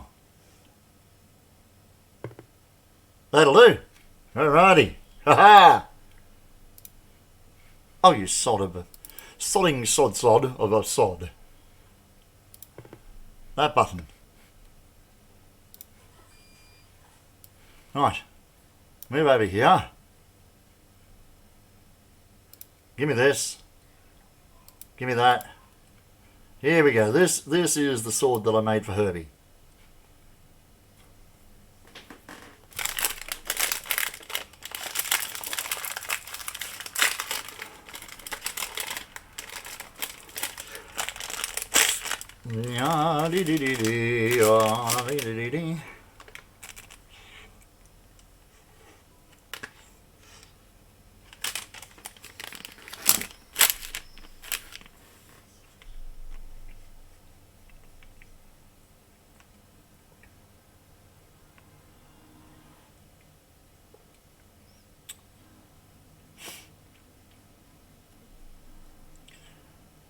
Diamond Giant's Bane wants to know, have you got milk?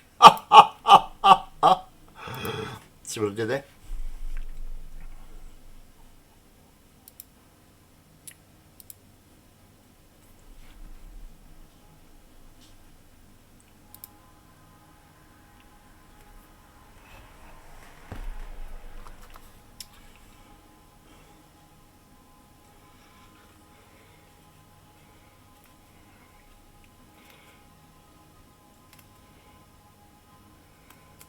So yes, I was very proud of the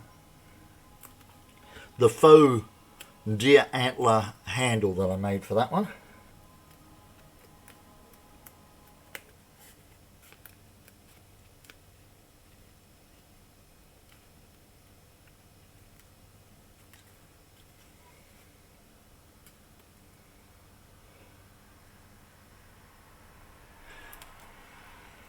So did that work? Did you guys see the video, or did you just see me chomping away on a mouthful of ice cream while it looked like I was supposed to be showing you a video?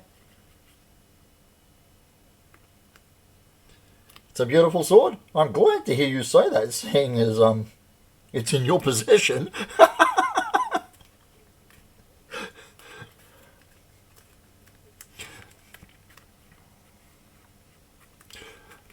Video worked? Lovely.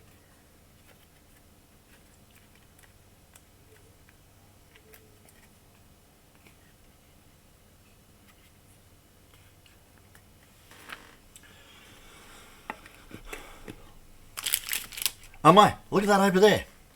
Oh.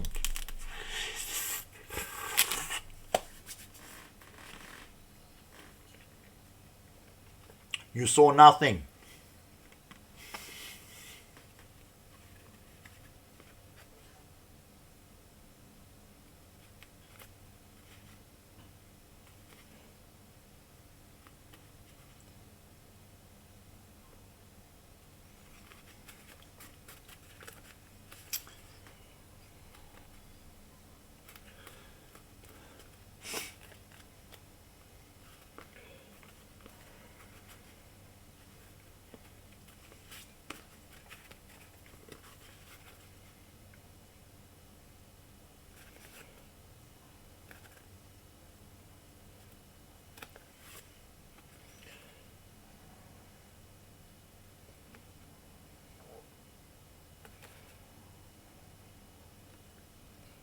Nice and and smooth is what we want.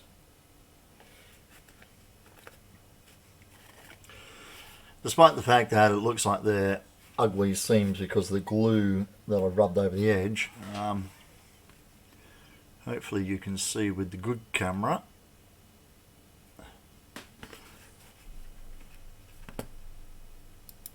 I am going to swap these over, yeah. But hopefully you can see with the good camera that that is a nice clean join with just the glue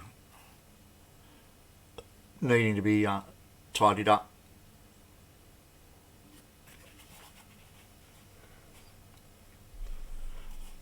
And that's not going to work at the moment because of the way they're actually mounted in the room.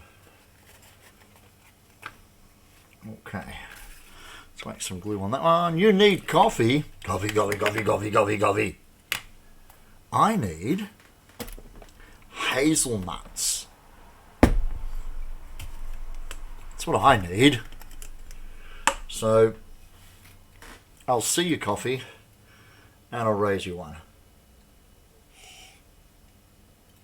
That's got orange juice in it.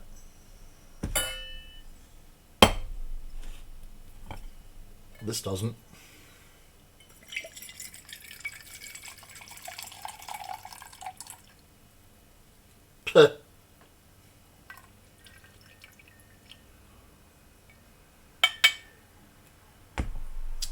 Now, if you are under the age of 18 in Australia, or under the age of 21 in the US, or under the age of consent in the UK, this is an alcoholic beverage, and I highly recommend that you do not drink it while you are underage. Okay, children? Thank you. Be responsible. Yada, yada, yada. Duty of care. Blah, blah, blah.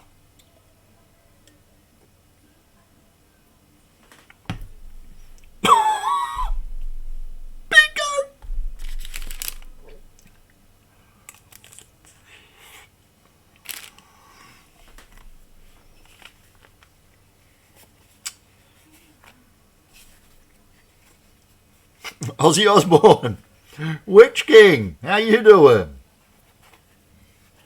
Ozzy Osbourne, you want me to run around biting the head off of bats, do you?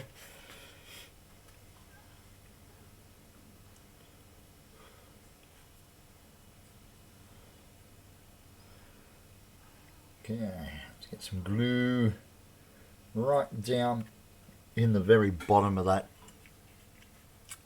How you been keeping? Good, I hope.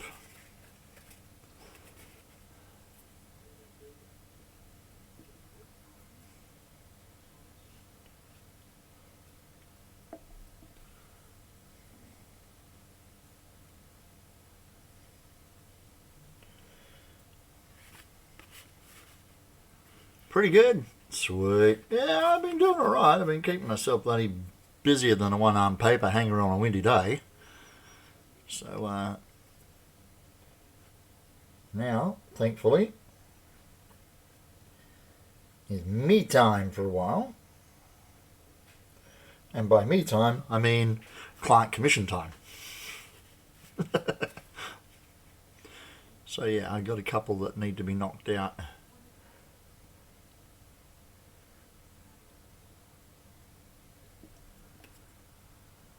Some that are well behind schedule thanks to COVID-19 and its ensuing change to our lifestyles.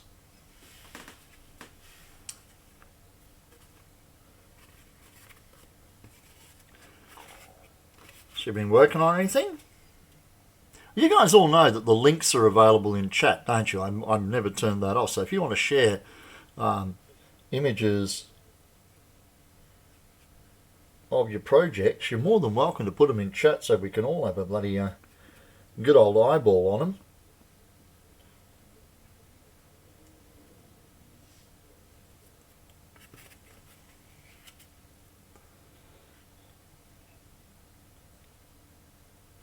Do you make alterations to pet patterns when using foam? Yeah, you do. Foam is three-dimensional, whereas pet patterns tend to be made for paper disregarding the third dimension, the thickness.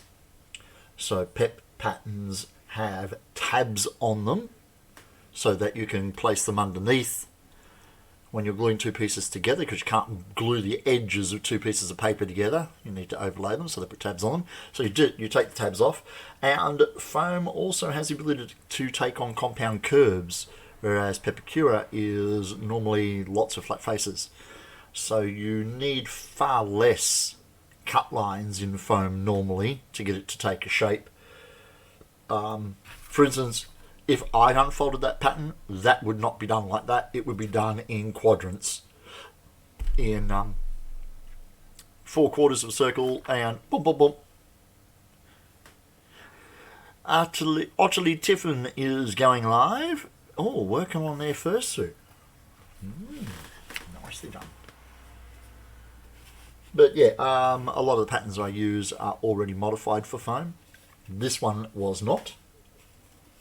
This is a paper pattern, which I've simplified to use for foam.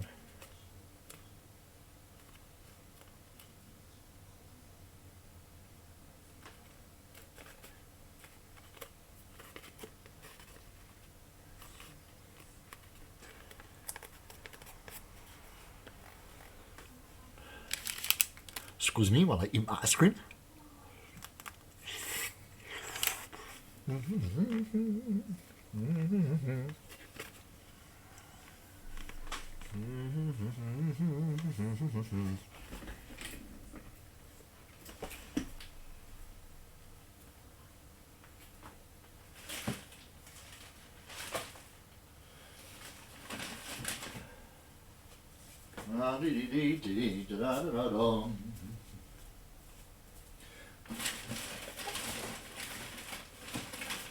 Come on, where are you hiding?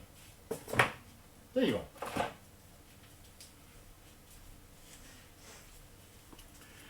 Which King of Angmar? Did you drop this somewhere around my place? Huh? Huh?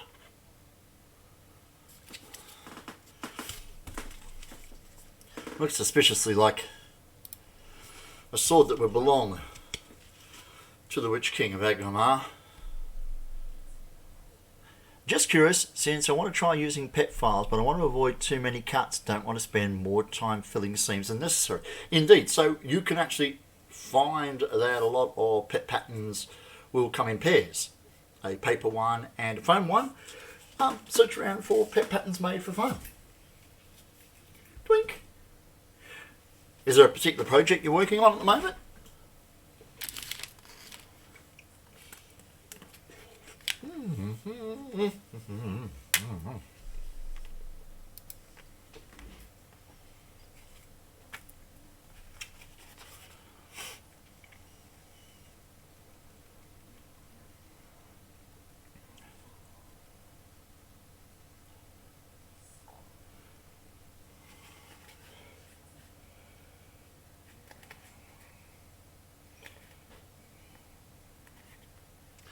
The other thing is, if you take your time putting your joints together, you have a few you want to build, but you're in research mode at the moment. So yeah, if you take your time putting your seams together, you'll find that you have far less filling to do.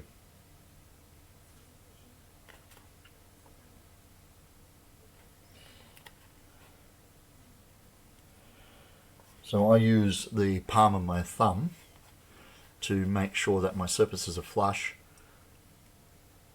before I bring my two faces together, so that I have far less filling and cleaning up to do on that seam line.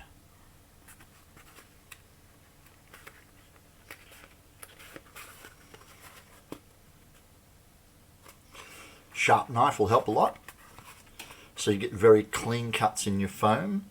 If you use a blunt knife, you'll get a jagged, teared cut, and of course that's going to leave all gaps when you try and put two edges together.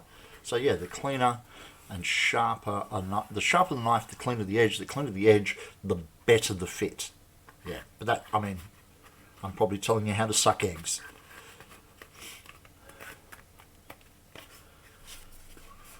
And that's going to go in there.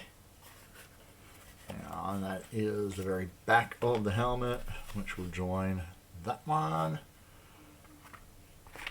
That dome goes on the top there. Right. Got the glue on both surfaces there, I did. Never sucked an egg, so I'll try it.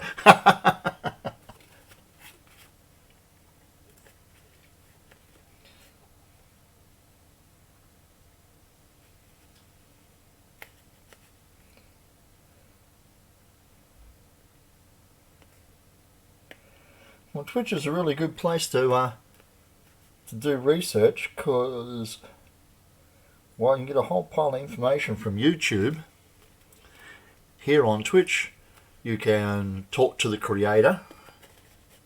Talk to the person putting the Twitch stream on, but you also have access to everybody that's there in chat as well. And if you're in a creative stream, you tend to find that the other people following the stream are creative and will have as much, if not more, advice that's worth listening to than the person whose stream you're watching. So yeah, Twitch is a really good place to research, mate. You've come to the right forum. He says, filling his face with ice cream.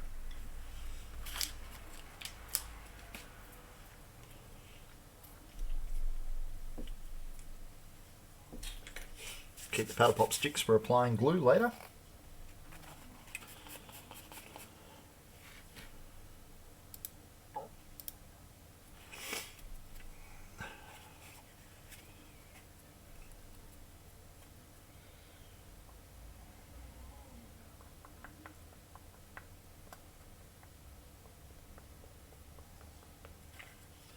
You've seen my work, and oh, have you just? I've been very bloody slack the last couple of months, mate. I haven't done any work. But thank you, I appreciate the compliment.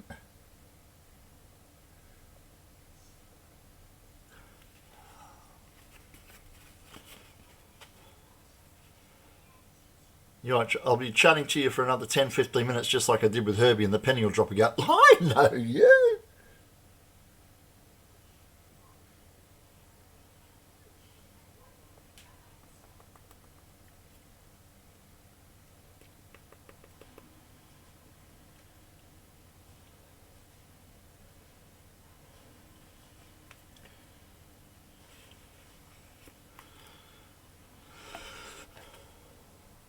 Okay, let that dry, and then we have to commit to doing the dome.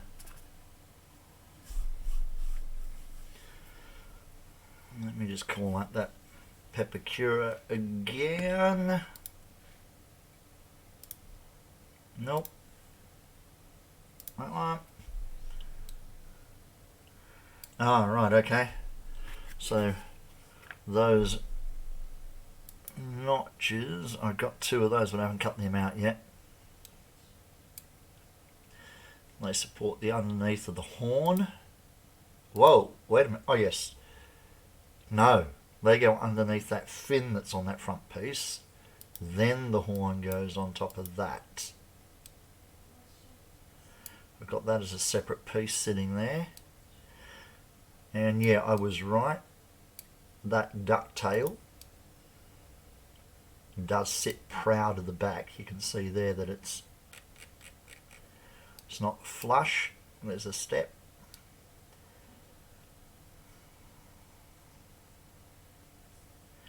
I might have been better off cutting that piece out of 10mm foam. And then those two pieces you can see are inset, so I cut them out. It's a very sharp bucket, flat on top. not like a proper dome, for want of a better term. Yeah.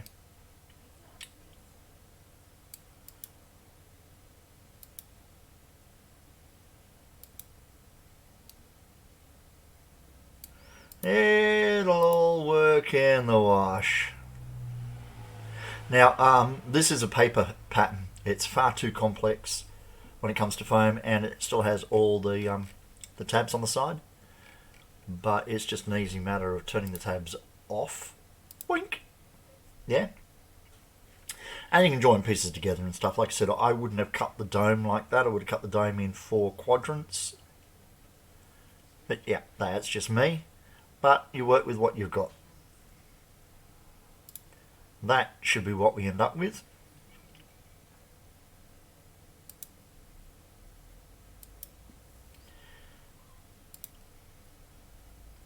I hope so. I hope so. So does the client. The client hopes it's going to be pretty cool too.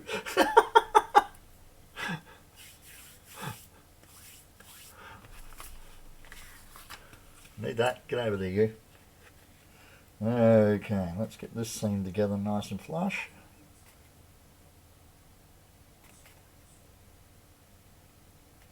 Now I really should have registration marks on a line that is this long, just to guarantee that I get the 2 edges to come together without stretching or warping.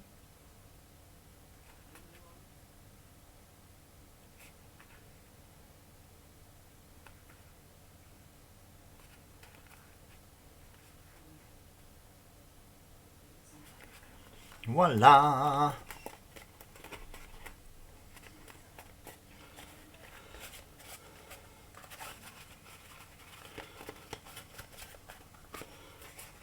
Get some of the curve in it now that we've glued it together. It'll start taking its shape. It'll be forced to take its shape.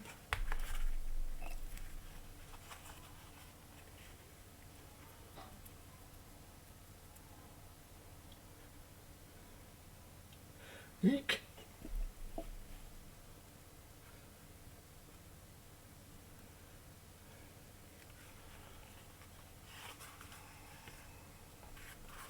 And at that edge there.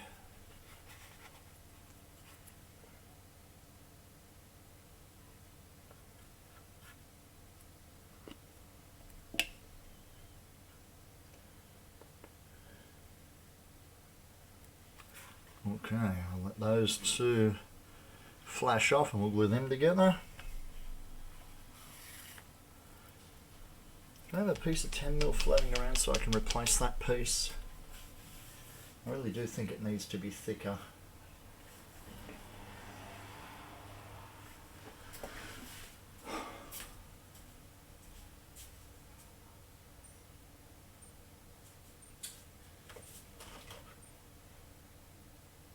I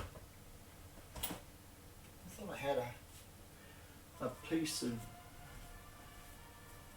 just kind of floating around over here.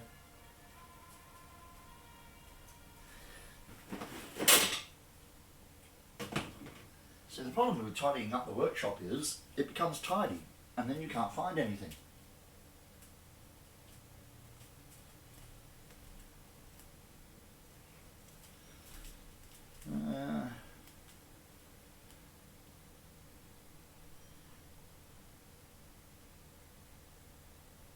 I think that's thick enough.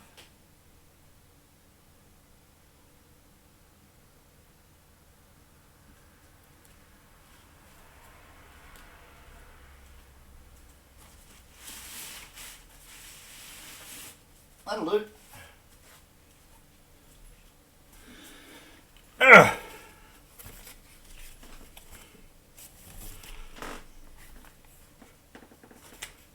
Doesn't matter if it's not colour coordinated.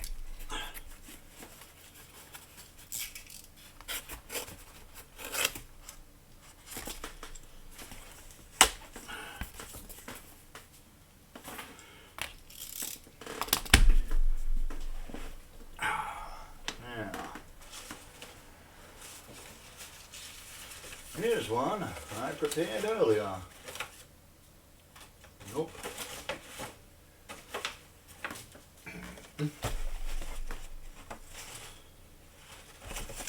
That one. Crunch.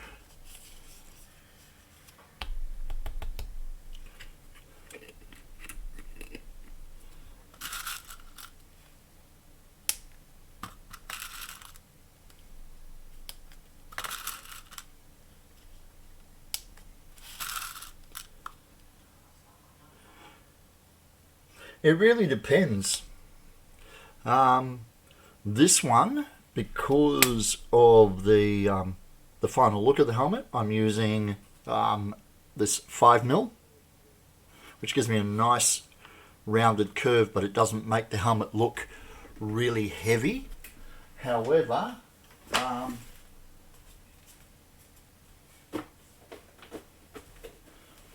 Phasma's helmet here.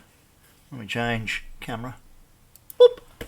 Phasma's helmet was also made out of 5mm. You can see how thin it is, but it's that cheap stuff with corrugation on it. But again, because it's thin, it allows you to get a much rounder, smoother curve to things. But then there are some helmets I specifically used 10mm for, because I wanted it to look like it does in the game, that it's made out of thick, heavy plate. So yeah, this was specifically made out of the 10mm foam to give it the same look as it does in the game. And every time I put that on, it bends my ears.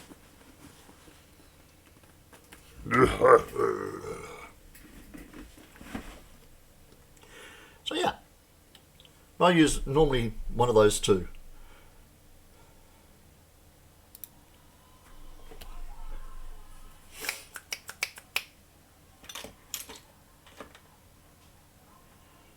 Oh where has my little marker gone? There.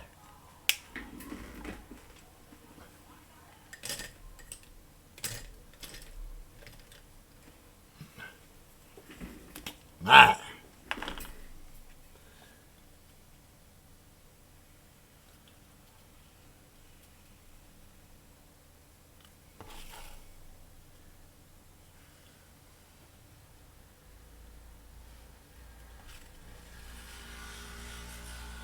Yep. He's sitting just over there on a mannequin.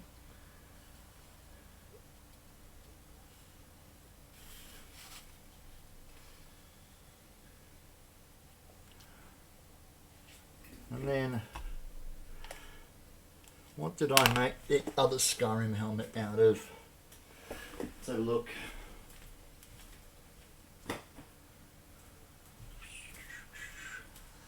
I think this was 5mm.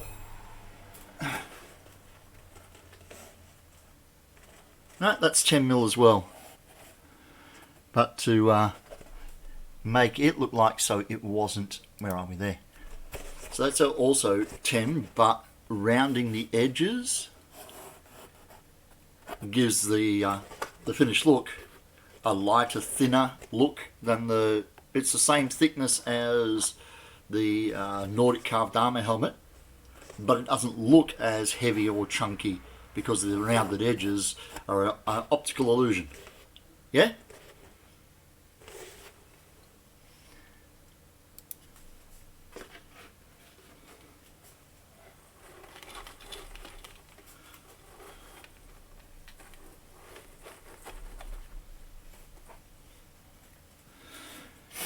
Nice, thank you. What you watching now, kiddo? Alice in Borderland. Oh, more of that. It's a season. Oh, okay, it's a series. Fair enough.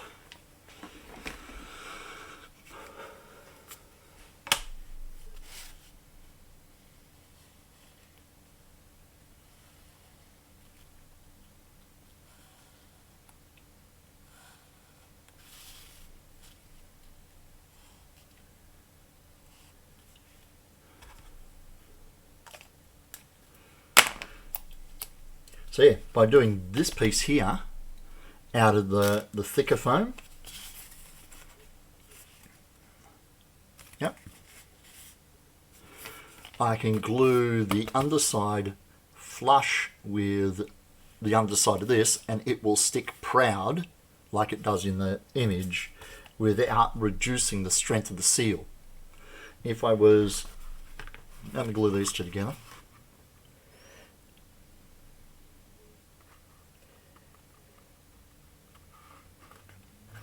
if I was to go ahead and use that original 5mm piece, I could inset it a couple of mils. Oh, sorry, not inset it, make it proud, a couple of mil, and it would still work, but okay, if I was to use that piece in there, I'd have to sit it on its edge and then only be like half of the width, gluing to half of the width and making it weak. By using the thick piece, I can use the entire width of this as a glue surface, the entire width of that as a glue surface area. Whoop. Didn't quite put that together properly.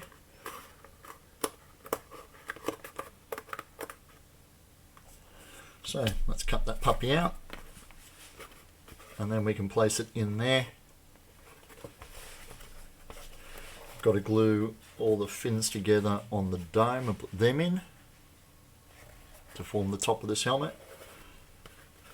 I love how taking flat bits of foam, cutting them the right way and then gluing them back together again turns a two-dimensional object, yeah, let's disregard the 10 mils, but a flat plane, and makes it into a curved object. I love that. It's like science and geometry and like awesomeness. Okay, let's get a blade with a little more meat to it.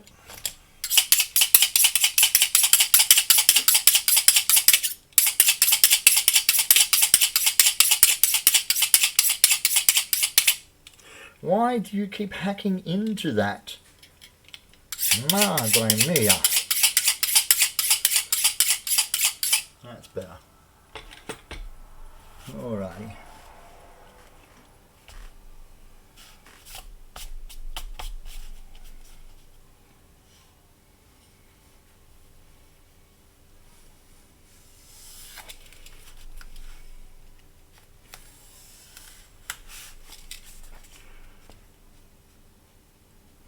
You need to stop being a lazy, scared bitch and get back to building. Me too. I've not built a thing for 6 months. This is how easy it is to do that. To stop being lazy and get back to building. Grab a couple of bits of foam, a knife and some glue. Don't do this, don't stream. Okay? Just start working on something. Anything. Make a fucking box. And then go, okay, cool. I built something today. I made a box. Yay. And then make something else. And next thing you know, you've got another set of armor sitting there on a mannequin. But yeah, I'm the last one to talk about that. I have had zero motivation and got quite depressed about the fact that I had not built anything. I was going to play WoW again tonight, and I probably will later on, but not until I've glued all these bloody pieces together and I've made a dent in this person's helmet.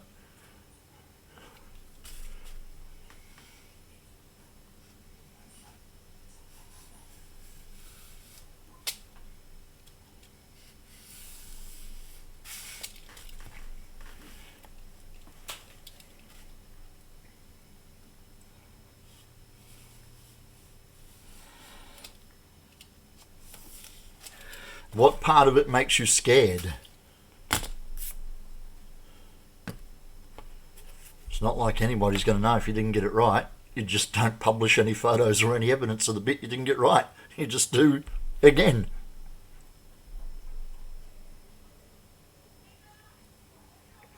I have yet to build something correctly the first time.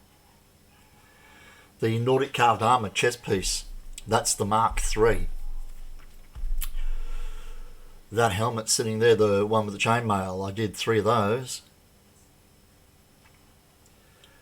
This is the second build of this helmet, but that being said, the first build was out of cardboard. I almost always build my stuff out of cardboard first. It shows me the angle the pieces are going together and make sure that I get fitting and stuff correct. Saves me wasting foam. Yeah, I can't think of a thing in here that I've built first. Okay.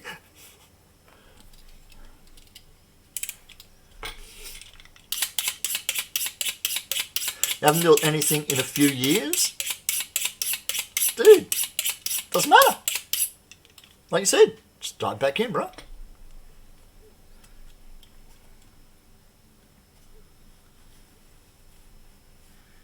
If the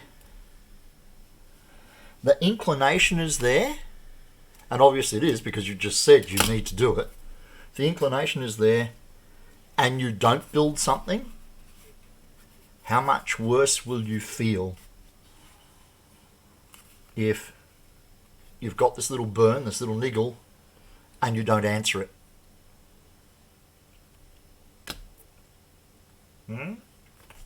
So what if you build something and it's not perfect the first time? Great. Practice run. Battle damage.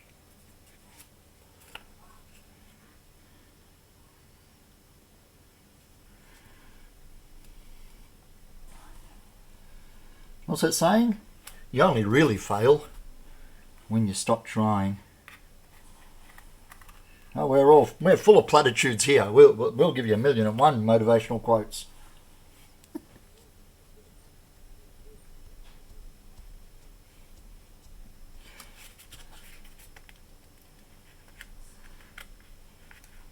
But yeah, 100% totally understand. I haven't built anything for 6 months. I've been busy working full time and holding down my night job as well. Haven't had the energy, which of course is zapped the motivation. But yeah.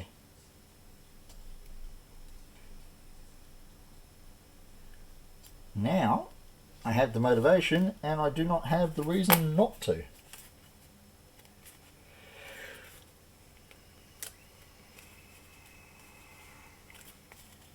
Now I might keep these triangles that I'm cutting out. As I know over there I have 2 triangle pattern pieces that are supposed to go back in and they are countersunk. So what I'll do is I'll keep these pieces that I cut out because I know they're a perfect fit. And I'll glue them using wet contact cement so that I can still move them. I won't let the contact cement flash before I put them together. And I'll stick them proud like that, and then when they're dry, I will just come in and trim that raised piece off to make the back of this flush so that it doesn't poke the wearer. Not that it would, but so it doesn't imprint these triangles into the back of the wearer's neck, because this piece here is the piece that goes there at the back.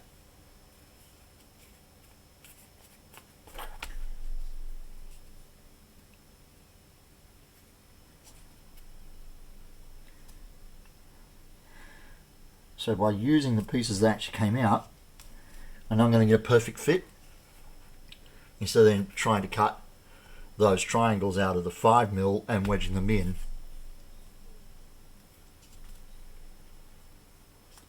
I already have triangles that fit perfectly right here in my hand. Why would you reinvent the wheel? Go away, you annoying, irritating freaking moped. It's goddamn 10:30 at night.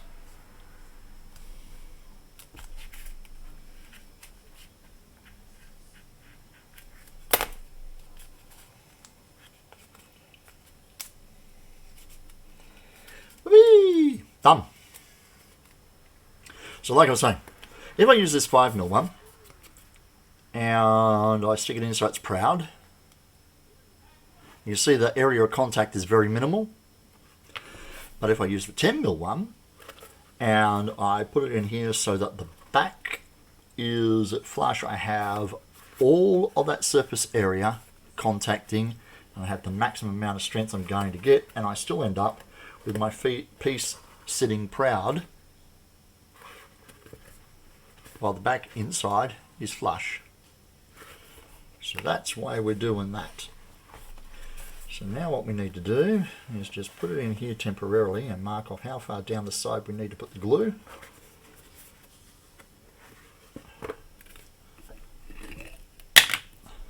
And let's do that. Put a bit of a curve in it first.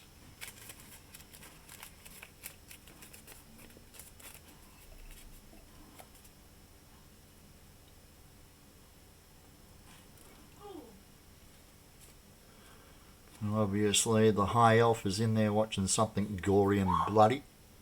Yep.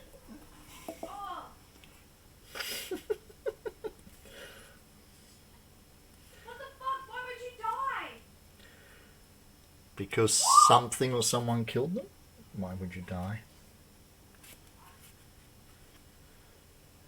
Apparently she's watching some television series which is like a Japanese Saw.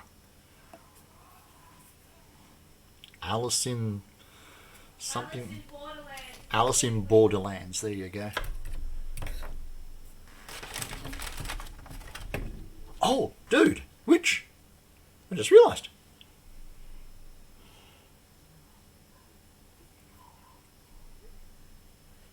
It's a failed resin 3D print from a mate of mine they gave me to practice painting on for the Count Dooku that they made for me.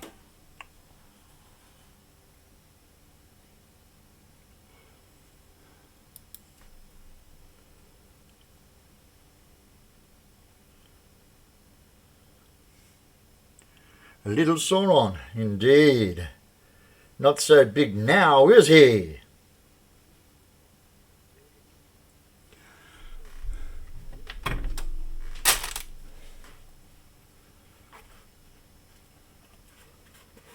I need to wax some glue in here as well, both surfaces for this bit.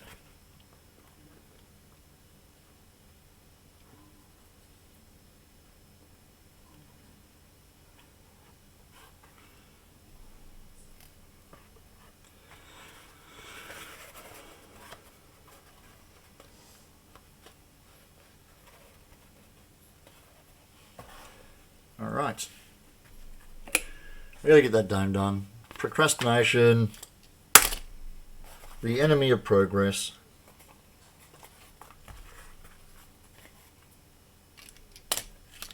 So what I'm going to do is I'm going to start with the inner ring, glue, let it set, let it flash off, then bring it together, and then do the next ring, and then do the outside ring instead of trying to do it all at once, because as soon as pieces touch contact cement, will make them stick. So let's take it step by step, stage by stage, and get it right.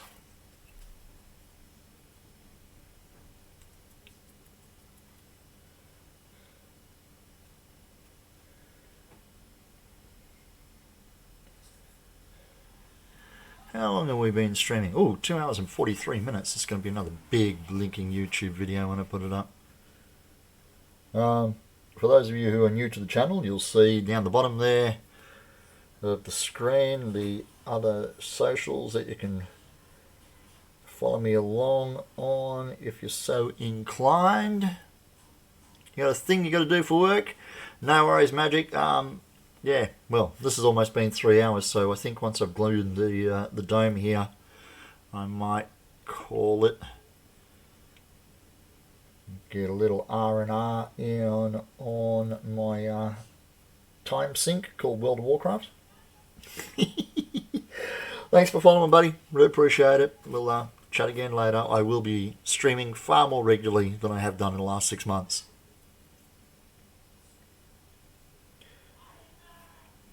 So yeah, as we're saying, for the new watchers, long time viewer, first time caller, across the bottom of the screen there, you'll see my my Facebook page down here underneath the face cam. Spend a lot of time on Facebook. It's normally the easiest way to get in touch with me. I got an Instagram. For the last couple of months I haven't been hitting that as hard as I normally do. Same excuse as the other reasons for tonight. YouTube channel. Almost all of these streams do end up on my YouTube channel after a week or so. Herbie is now following. Thank you, my friend.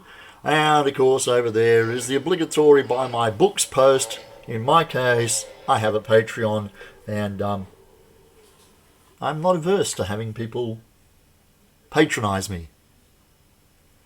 Not sure that's a correct use of the word, but you know what I mean. Okay, let us bring these things together.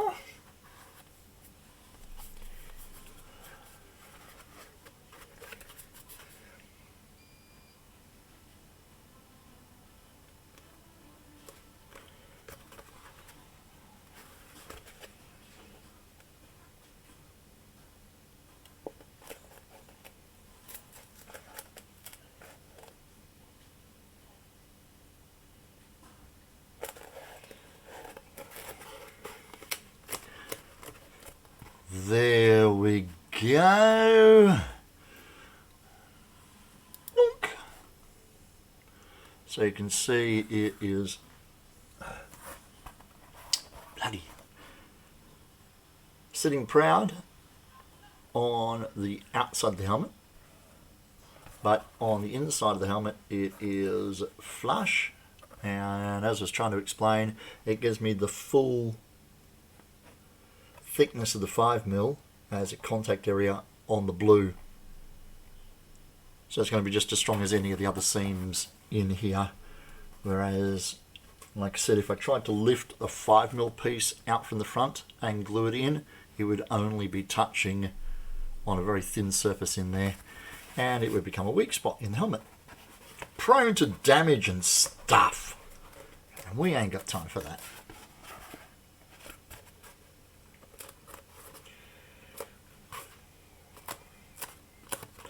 Must remember to countersink those triangles and glue them into place so that they sit in, and then as you can see them sitting proud there. Once they dry I can trim off that excess foam and they'll still be countersunk there. So we do that with a wet layer of contact cement.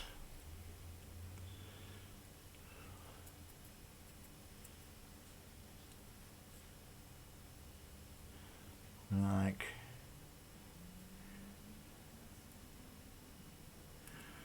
this. Don't you dare fall in there. The tin of glue is taller than the paddle pop stick. I will lose the paddle pop stick to the obscurity, to the never-ending depths of glugginess.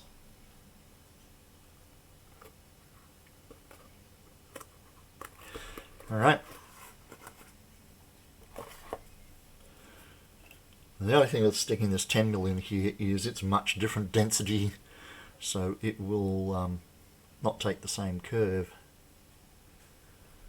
as the 5. It'll curve, but it'll take a little extra effort to get it to look like it's a seamless piece. That's okay.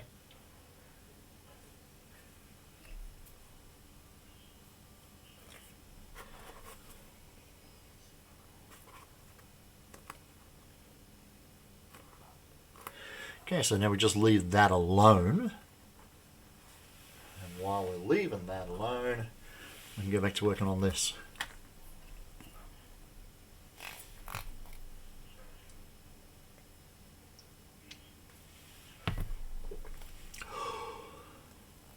Damn, I may as well be drinking the glue.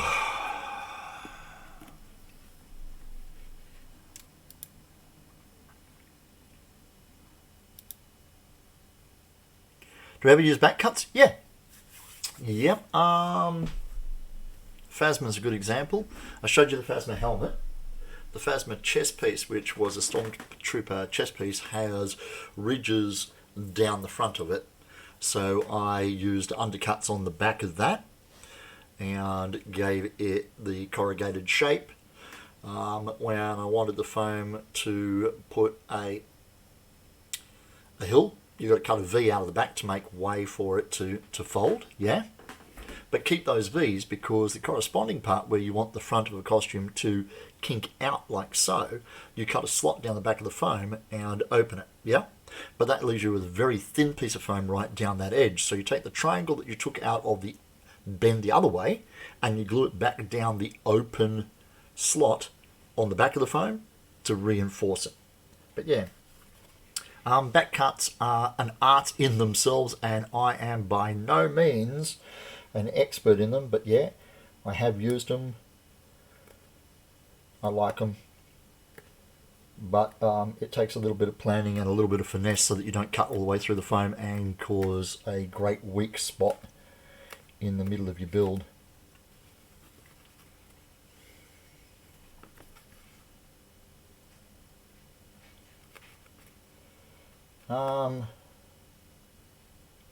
Ted, Evil Ted Smith. He is the Bob Ross of foam, the Baron of Barge, the Guru of Glue. He is the man that if you are not following him, you should do. He has a YouTube channel, the Evil Ted Smith channel. Yeah, trying a few scraps, absolutely. Let me show you what I mean. Okay, let's say we got this piece of foam here and we want it to have some shape. So here are our Ted was your introduction to foam a few years back. Well, Ted is still going. Ted has a stream every second Monday and a YouTube channel. Ted has a muscle suit. Check. That bloody overhead camera has frozen. Almost 3 hours and now it freezes. What a pain in the butt.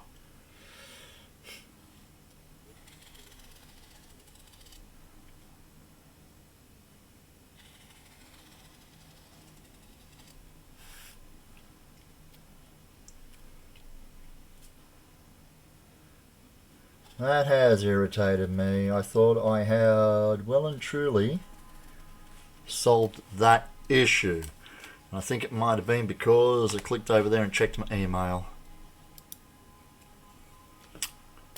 Am I still at least streaming? No, that's frozen on that camera too. Okay, so OBS is not sending a signal out.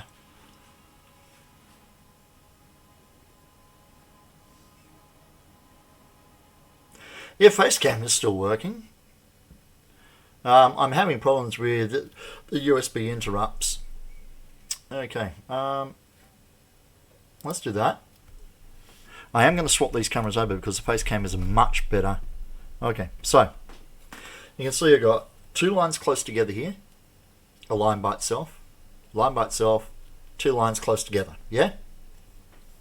So these lines that are by themselves are going to make the outside surface of the foam concave. Yeah, they're going to bend that way. These two lines here that are close together, when I remove the material of foam at the back, it's so that the foam can bend this way, away from us. So, it's easy enough.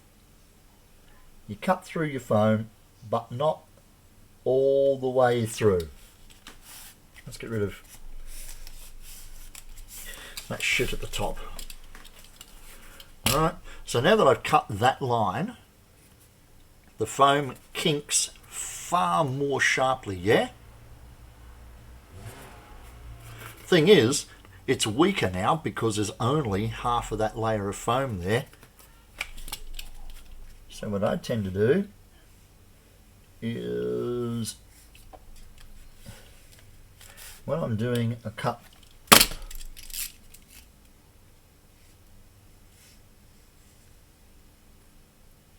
it's going to go the other way.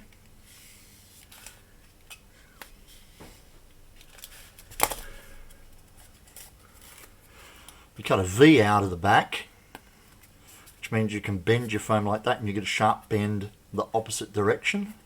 Yeah? To reinforce this, I take that triangle that I cut out of here and I'm going to glue it back in there, which gives the foam back its strength and it keeps that angle open all the time. Does that make sense?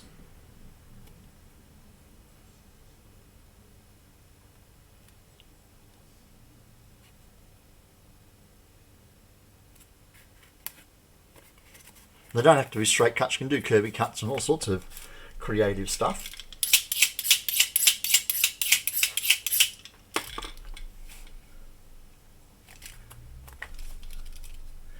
The deeper you make your cut,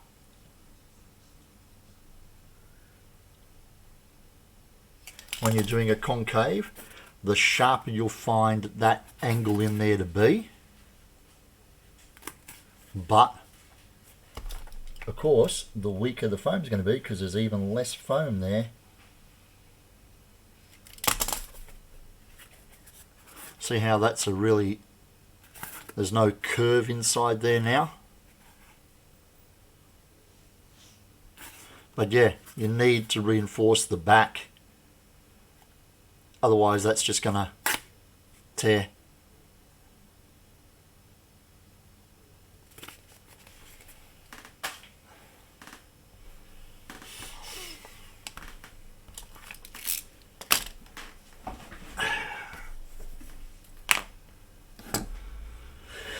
Okay, seeing as that camera has frozen, it's an opportune time for me just to finish gluing this, and then, because it's been a 3-hour stream, calling it for this portion of the night.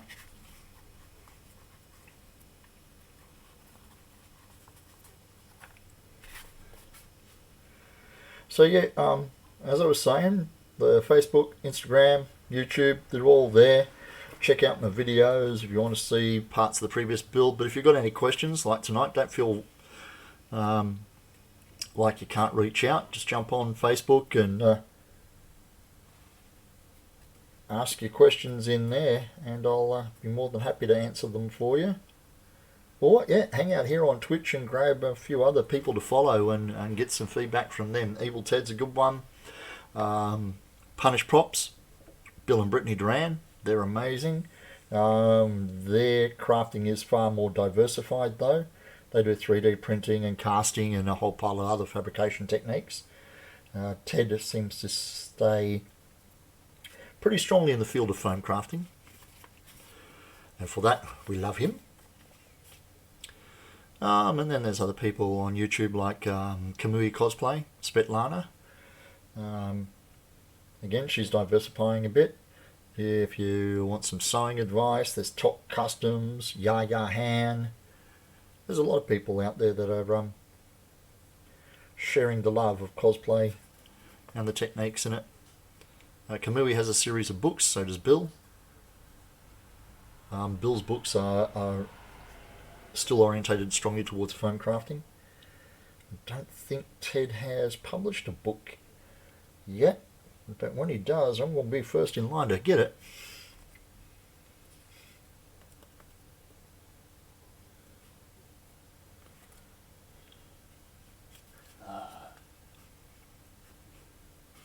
That was very chatty of you there, my lovely daughter, the high elf of the house,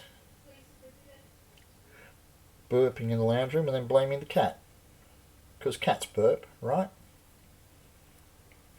You know all of them? You've hung out with Ted and Toc. They are cool dudes, indeed they are. Hung out as in what? In person? You lucky bastard.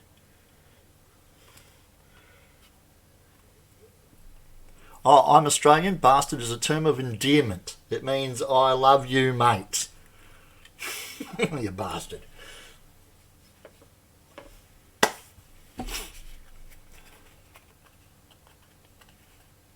Now let's have a look at that pepper purifier, because I'm pretty certain, 100% certain, I need to cut out that bit of pattern to go in there. Pretty sure that the front of this glues to the front of the dome. There, I know that. The horns go in there. So that does not... Ted at Dragon Con and Tok at Dragon Con and C2E2. Oh man, you lucky, lucky bugger. I would so much love to shake Ted's hand and thank him for everything he has done for me from a crafting perspective and from everybody. I would love to drunk Ted. Ted is privy to what we call the Christmas tape. I drank a full bottle on stream last Christmas. Christmas before, maybe 2 years ago. Jesus, could have been 2 years ago. While working on... Oh, I still have it. Oh yeah, here's another... There's a reason why I like 5mm for helmets. It's really damn hard to build a Daedric helmet out of 10mm. Okay. But yeah, I was working on this and I cut 2 pieces of foam and then promptly drank an entire bottle of Frangelico and berated every single person in my stream. The Daedric! Yes! And Ted popped in while I was drunk and I lost it. I was like a giggling school child when the school jock walked past. Okay? And what does Ted do? He waits till I finish my bottle. Thank you. Thank you. I appreciate that, Lena. He waited till I finished my bottle and then donated $20 so I could go to the bottle-o and get another one. So yeah, I would love to meet drunk Ted. I really would. That is another project that has slid to the back burner, the Daedric, unfortunately. I had visions of it being the replacement for my Nordic as my next big, serious build. And it hasn't happened. And I am far too plump to wear that now.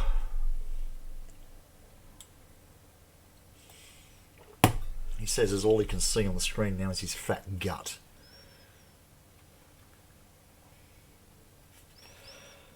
Okay.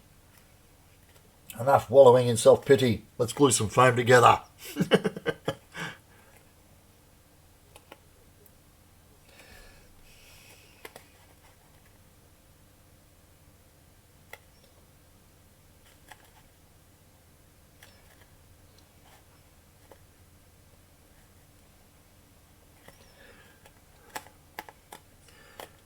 Now I really do like that the curves that I managed to get on that Daedric helmet.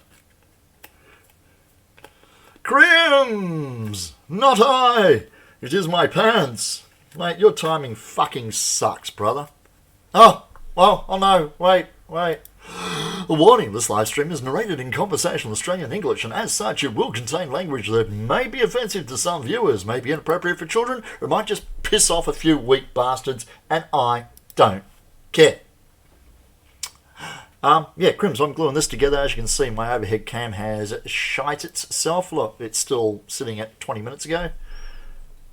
So I've tilted the face cam down. I'm just going to glue this part of the dome of this helmet. And after 3 hours of streaming, I'm hitting the road, Jack. I'm going to play me some World of Warcrafts. Because I deserve it.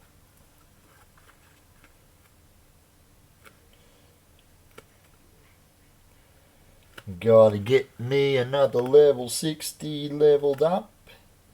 And I gotta find me Sylvanas and kick her ass. Well, is that careful? The Karen might want to talk to my manager? Well, Karen, I am the fucking manager, the owner, and the CEO. What you gonna do about that, huh?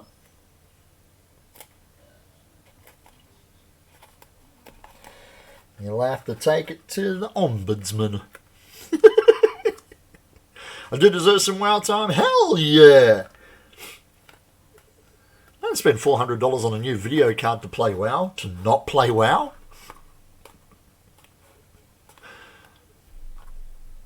I spent my last decent paycheck on something I thought would be long-lived, a new video card.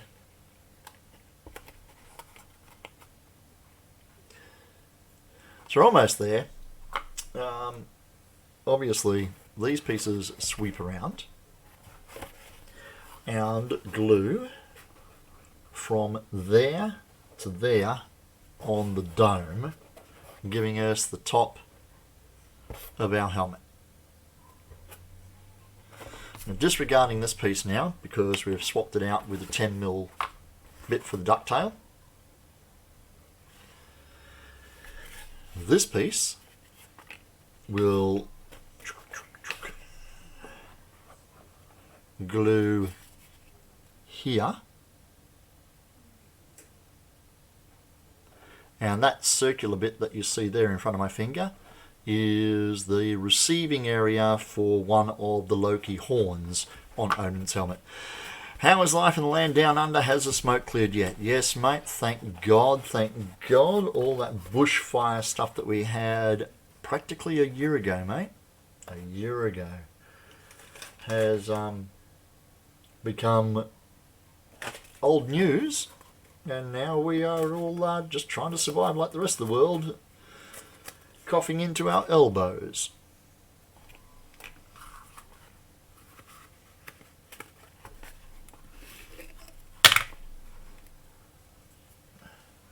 And what about yourself, mate? You doing well?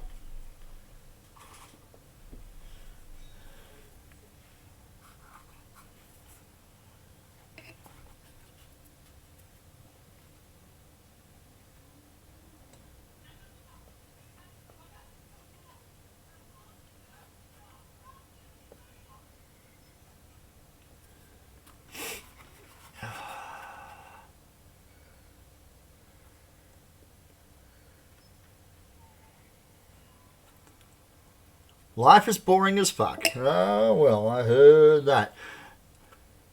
And how about you, Lina? What have you been up to? Working on any projects?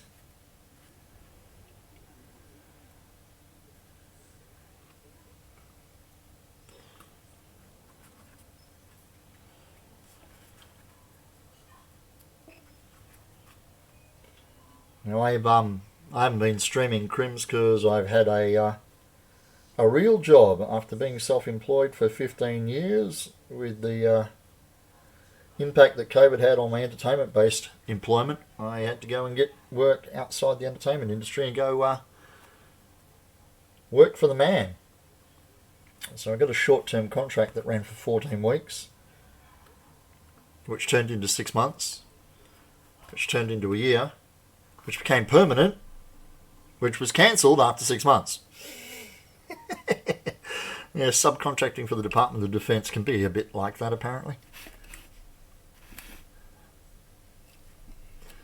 So, yeah, as of Friday, so 3-4 days ago, I am back to being a man of freedom. A cosplay commissioner, god amongst men.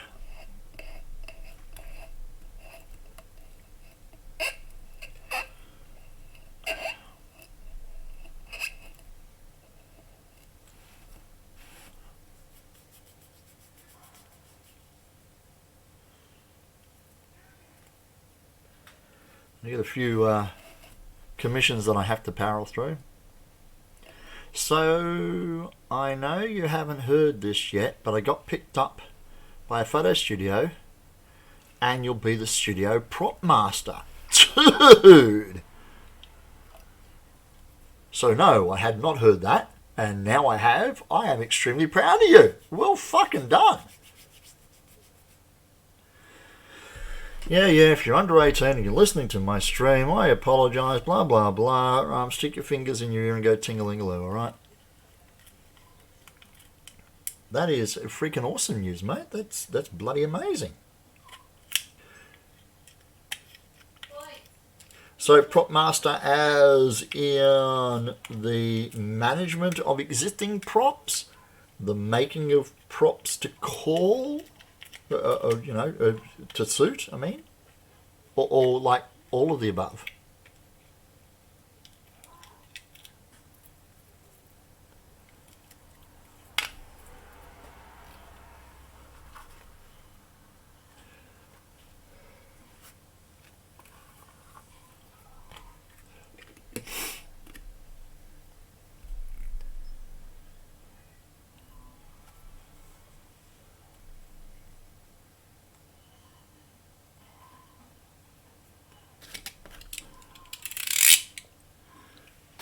Back up there so the workshop elf doesn't feel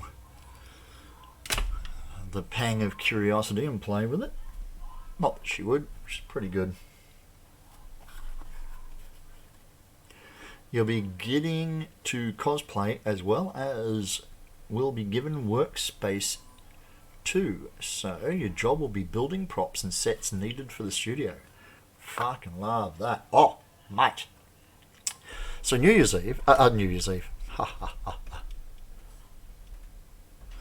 Halloween, I dressed as my vampire, and on the Friday night I DJ'd a event.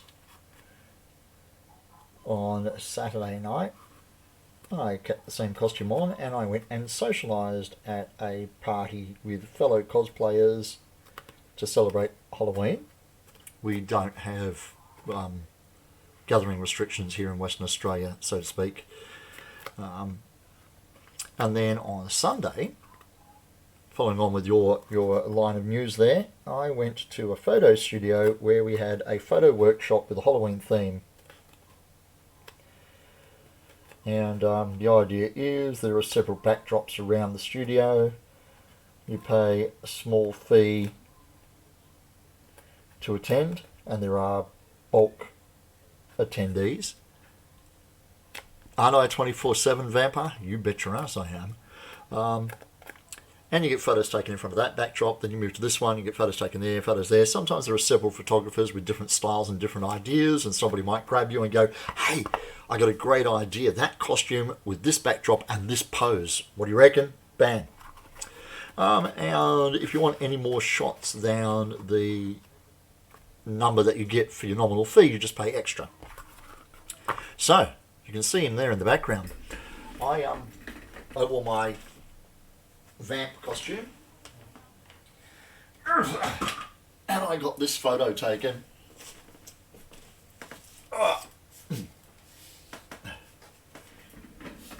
Wait a minute, I know what to do. Let's do this. Doink.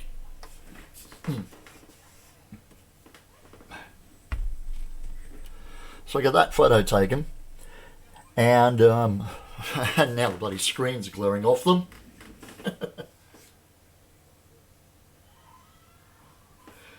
And then after inquiring with the photographer, he gave us all rights to the photo.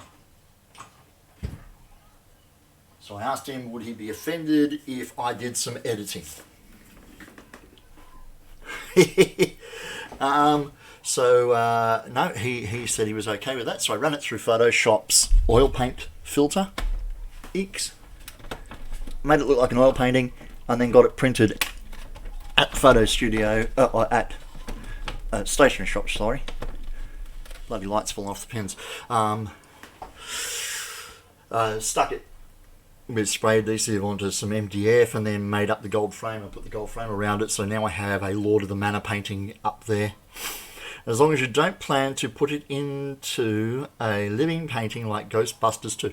Well, I thought it was kind of like, the Lord of the Manor, those paintings in Scooby-Doo and all that sort of stuff. So yeah, I love it. And as I say every time I mention it to people, it does my ego the world of good to have a portrait of myself like that. Purposely didn't put any glass in it because I want it to look like a painting rather than a photo.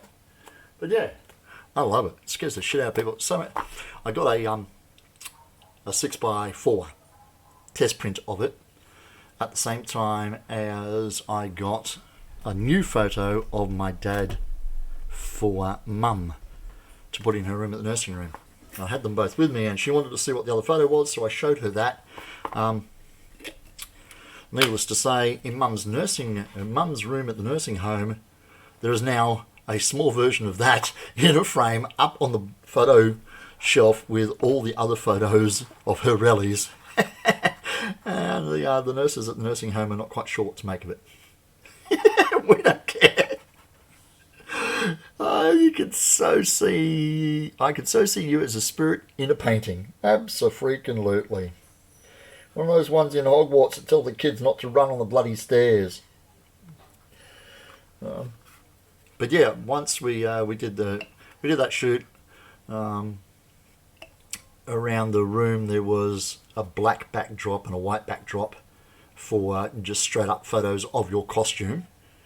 There was that area where that photo was taken had a couple of couches, like a chaise couch and that one and a couple of other things, so they built that set instantly, just dragging bits and pieces together. And then he had a Halloween set, a coffin leaning up against the wall, a couple of chests with skeletons crawling out of it. So there's a couple of shots of me in the coffin with my arms across my chest, grabbing the sides of the coffin and pulling myself out of it, that sort of thing. But that one by far just struck me as being the one that I wanted on the wall. And yeah, Vespa, the photographer, was more than happy to let me do it.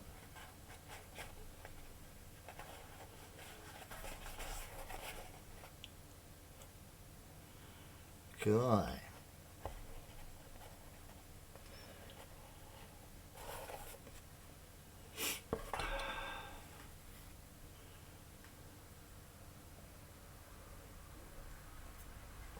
So Crims, I got another empty bottle of Frangelico, mate. Good thing there's no Christmas tape to go with it this year.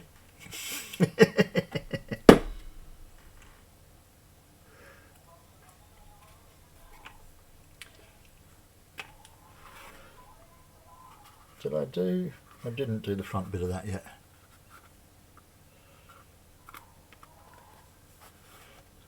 Okay, a little bit of glue in those 3 notches just to finish the front of this.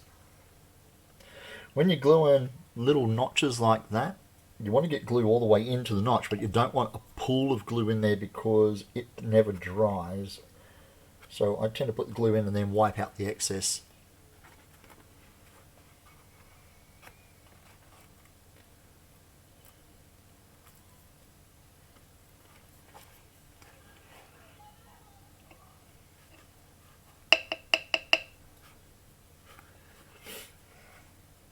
So have we all been watching The Mandalorian religiously, boys and girls?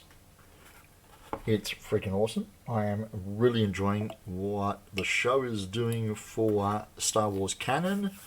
I'm liking and dropping names of characters that were relegated back into legend after Disney decided to wipe all of the stuff and turn it into legend instead of canon. So by dropping them in the show, they have been pulled back into canon. I'm loving that.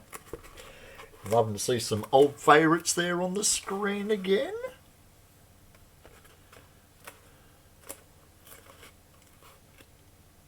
Thought the season was too short? Yes, me as well. And mate, the episodes are getting shorter. Like, we were looking at 50-minute episodes at the beginning of season 1, and now we're watching 35-minute episodes. But other than that, the show themselves, oh my god! Well, I don't know. They're talking about that being a 4-year plan. Couple of movies and a couple of series and stuff. Bad Batch is a series. Andor is a 12 or 10 episode series about Canon Andor, whatever his bloody name was, the guy in Rogue One.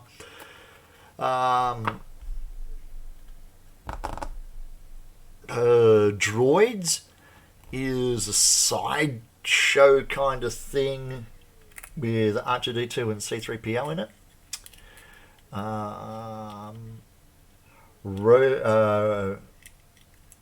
Rogue Flight or whatever it is.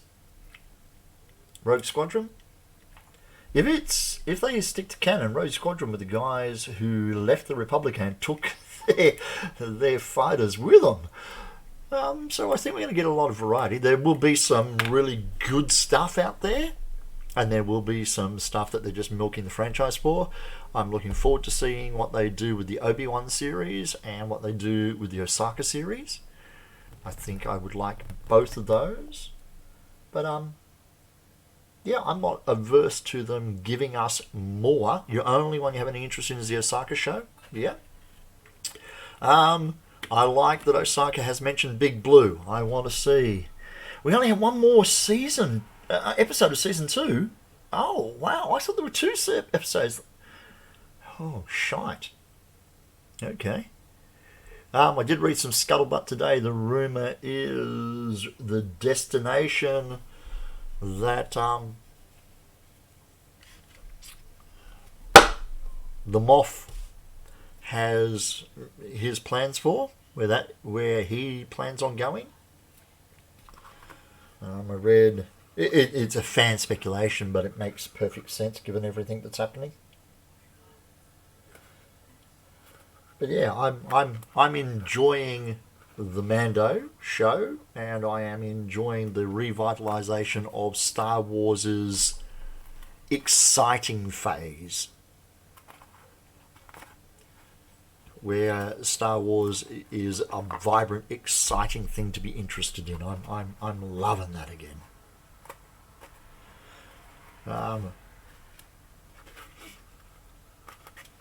You looking forward to Bad Batch?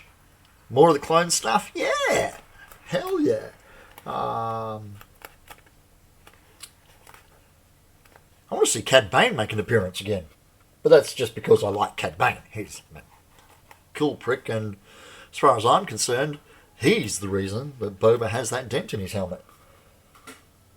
But it's not canon. I don't care. As far as I'm concerned, and as far as they tell me it's not the reason, he's the reason that Boba has a dent in his helmet.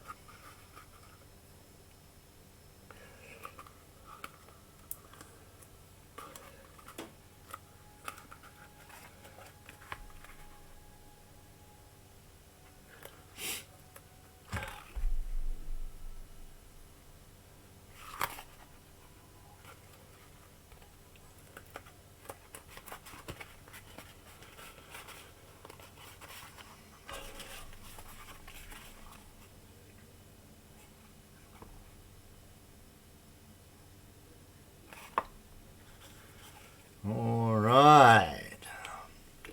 Wish Disney went with Lucas's story for the sequel trilogy. It would have been awesome. Indeed it would have. Unfortunately, we are never going to see that trilogy. I've said it a million times, and I will continue to say it until I drop dead, unless I'm proven wrong. I have not seen a Star Wars movie that I did not like. I vehemently disagree with the whole prequel, original, trequel argument thing. I like every single Star Wars movie I have seen. Now, I do want to qualify that by saying I like some of those movies on a 15 out of 10 level, and I like some of those movies as a 5 out of 10 level. Some really resonate with me, and some I like because they carry the story forward and give me more of the Star Wars galaxy to enjoy, but didn't actually make me enthusiastic. But yeah, I haven't seen a Star Wars movie I didn't like. I have not seen the Christmas special. It does not fucking exist, alright? It's a figment of somebody's nightmare.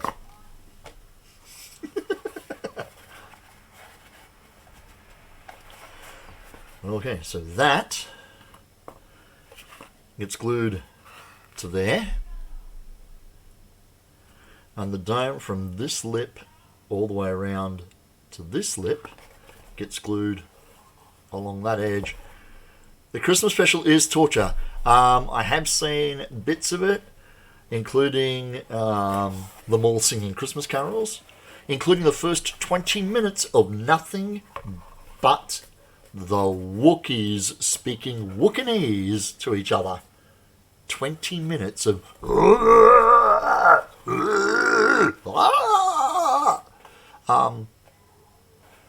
that's pretty hard to handle. The good thing that came out of the Christmas special is, of course, the pastel version of Boba, the tuning fork rifle. Yeah.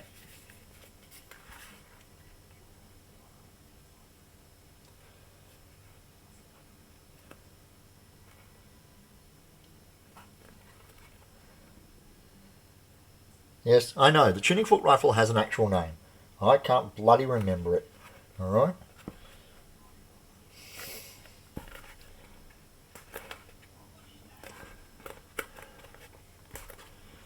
Okay. We are getting close to ending our time together for the evening, my friends. Not yet.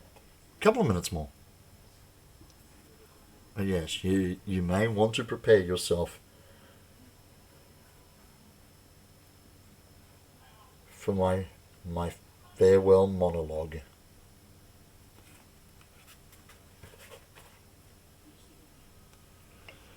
Dinkum! You can understand some of the prequel hate. The Anakin Padme dialogue. Yeah, I hate sand. It gets everywhere. Are you an angel? Yeah.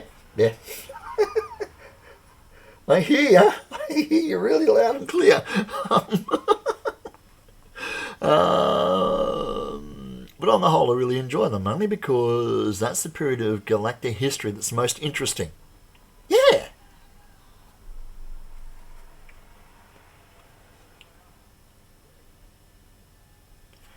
Jon Favreau showed Lucas that the rifle was in The Mandalorian. Lucas just said he had nothing to do with it. With the rifle, well, Lucas was still heading the show when the Christmas special came out, and that is where that rifle made its debut. There's a cartoon sequence in there where they crash on a planet, and the ship that Luke and R2-D2 and C-3PO are in is sinking, and Boba Fett rides up on the back of a dinosaur-looking thing and scares off another beast with his tuning fork rifle. So I'm pretty certain the Christmas special was still part of Lucas's vision. Damn you, George!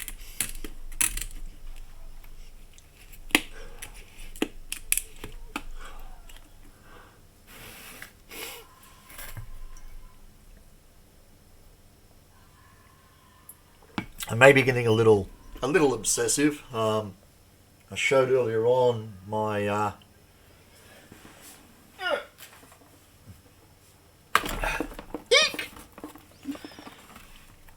my current project there. Unfortunately, this is a fail, and I'm getting another set of parts delivered on a Friday. But this will be a paint test for my new belt hanger.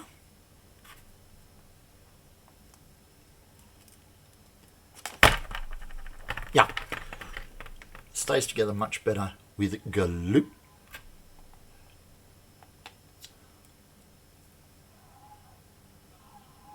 And I have the FX sitting in the bedroom on display from photos.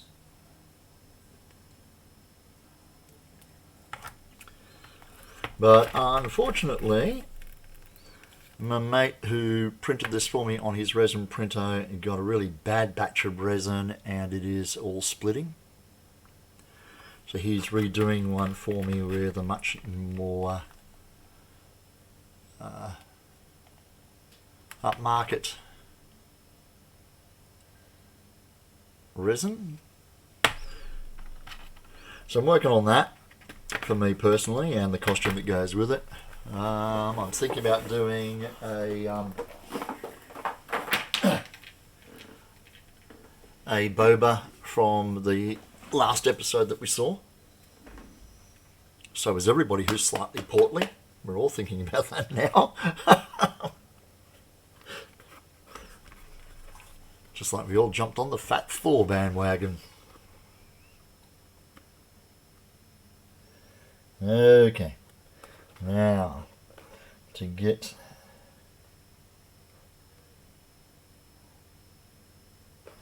Are you still too tacky to do that? Wow, really? Okay then, we'll give you a minute or two more. That's okay. I am a patient person. No, I'm not. I am anything but patient.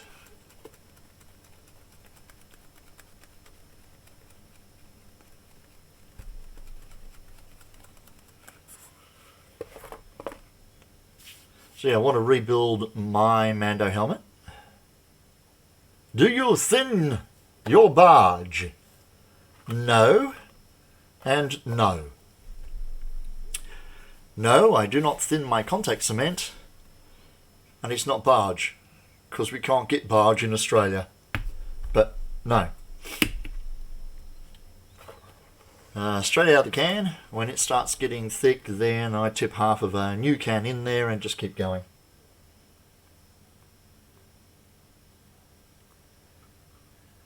Hey, no. Okay, the cat is playing up in the lounge room. So, using my finger to make sure that the two outside faces are flush as I bring them together.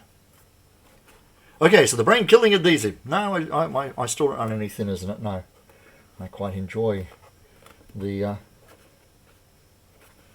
effect. It's okay. It's not doing a thing to me. I'll be fine.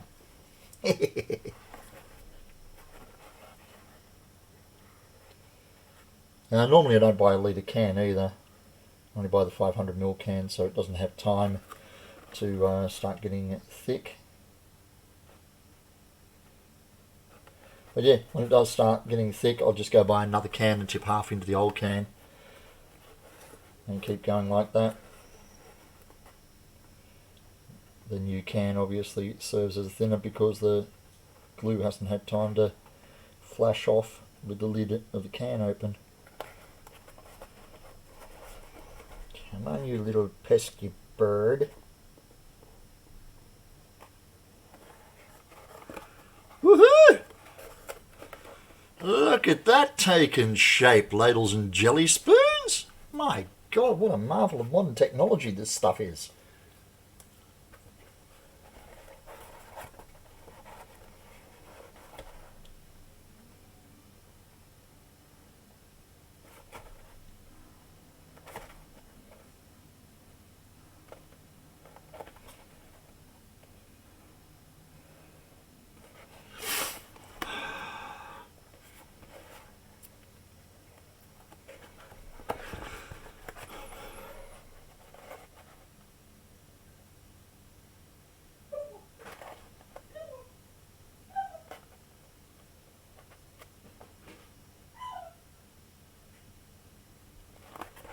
You drinking out the front there or something?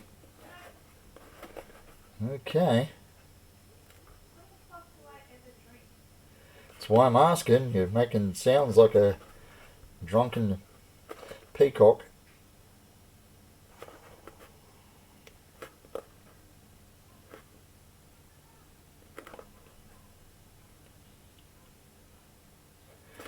Ta-da-dum.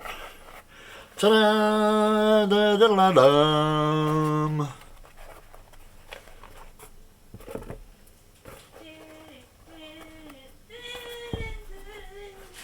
So we have horns to put in those holes at the top there. We have the cheek blades that come off and run down the front. The wings to go up there, and by the time we are finished, we should end up with something that looks a little bit like that. What was that?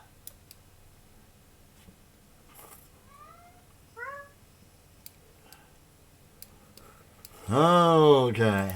Bang. Bang.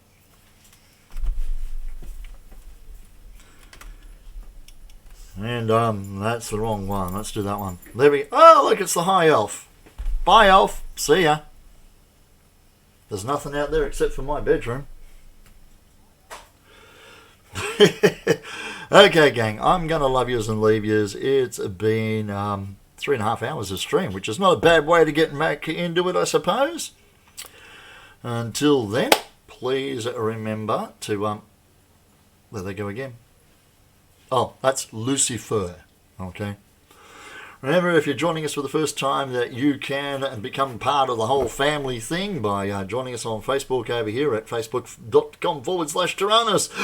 Checking out Instagram, where I've been a little slacker than normal. YouTube, almost all of my build videos do end up on YouTube eventually. And, yeah, if you really, really, really, really, really, really love the arts and you got some extra money to spend, there's a Patreon page there that you're more than welcome to throw money at, if you want it. No pressure. Until then, please remember, I'm Tyrannus Cosplay, and like it says up the top here, it's called Cosplay, that finger, Cosplay, because it's meant to be fun. Good night, boys and girls.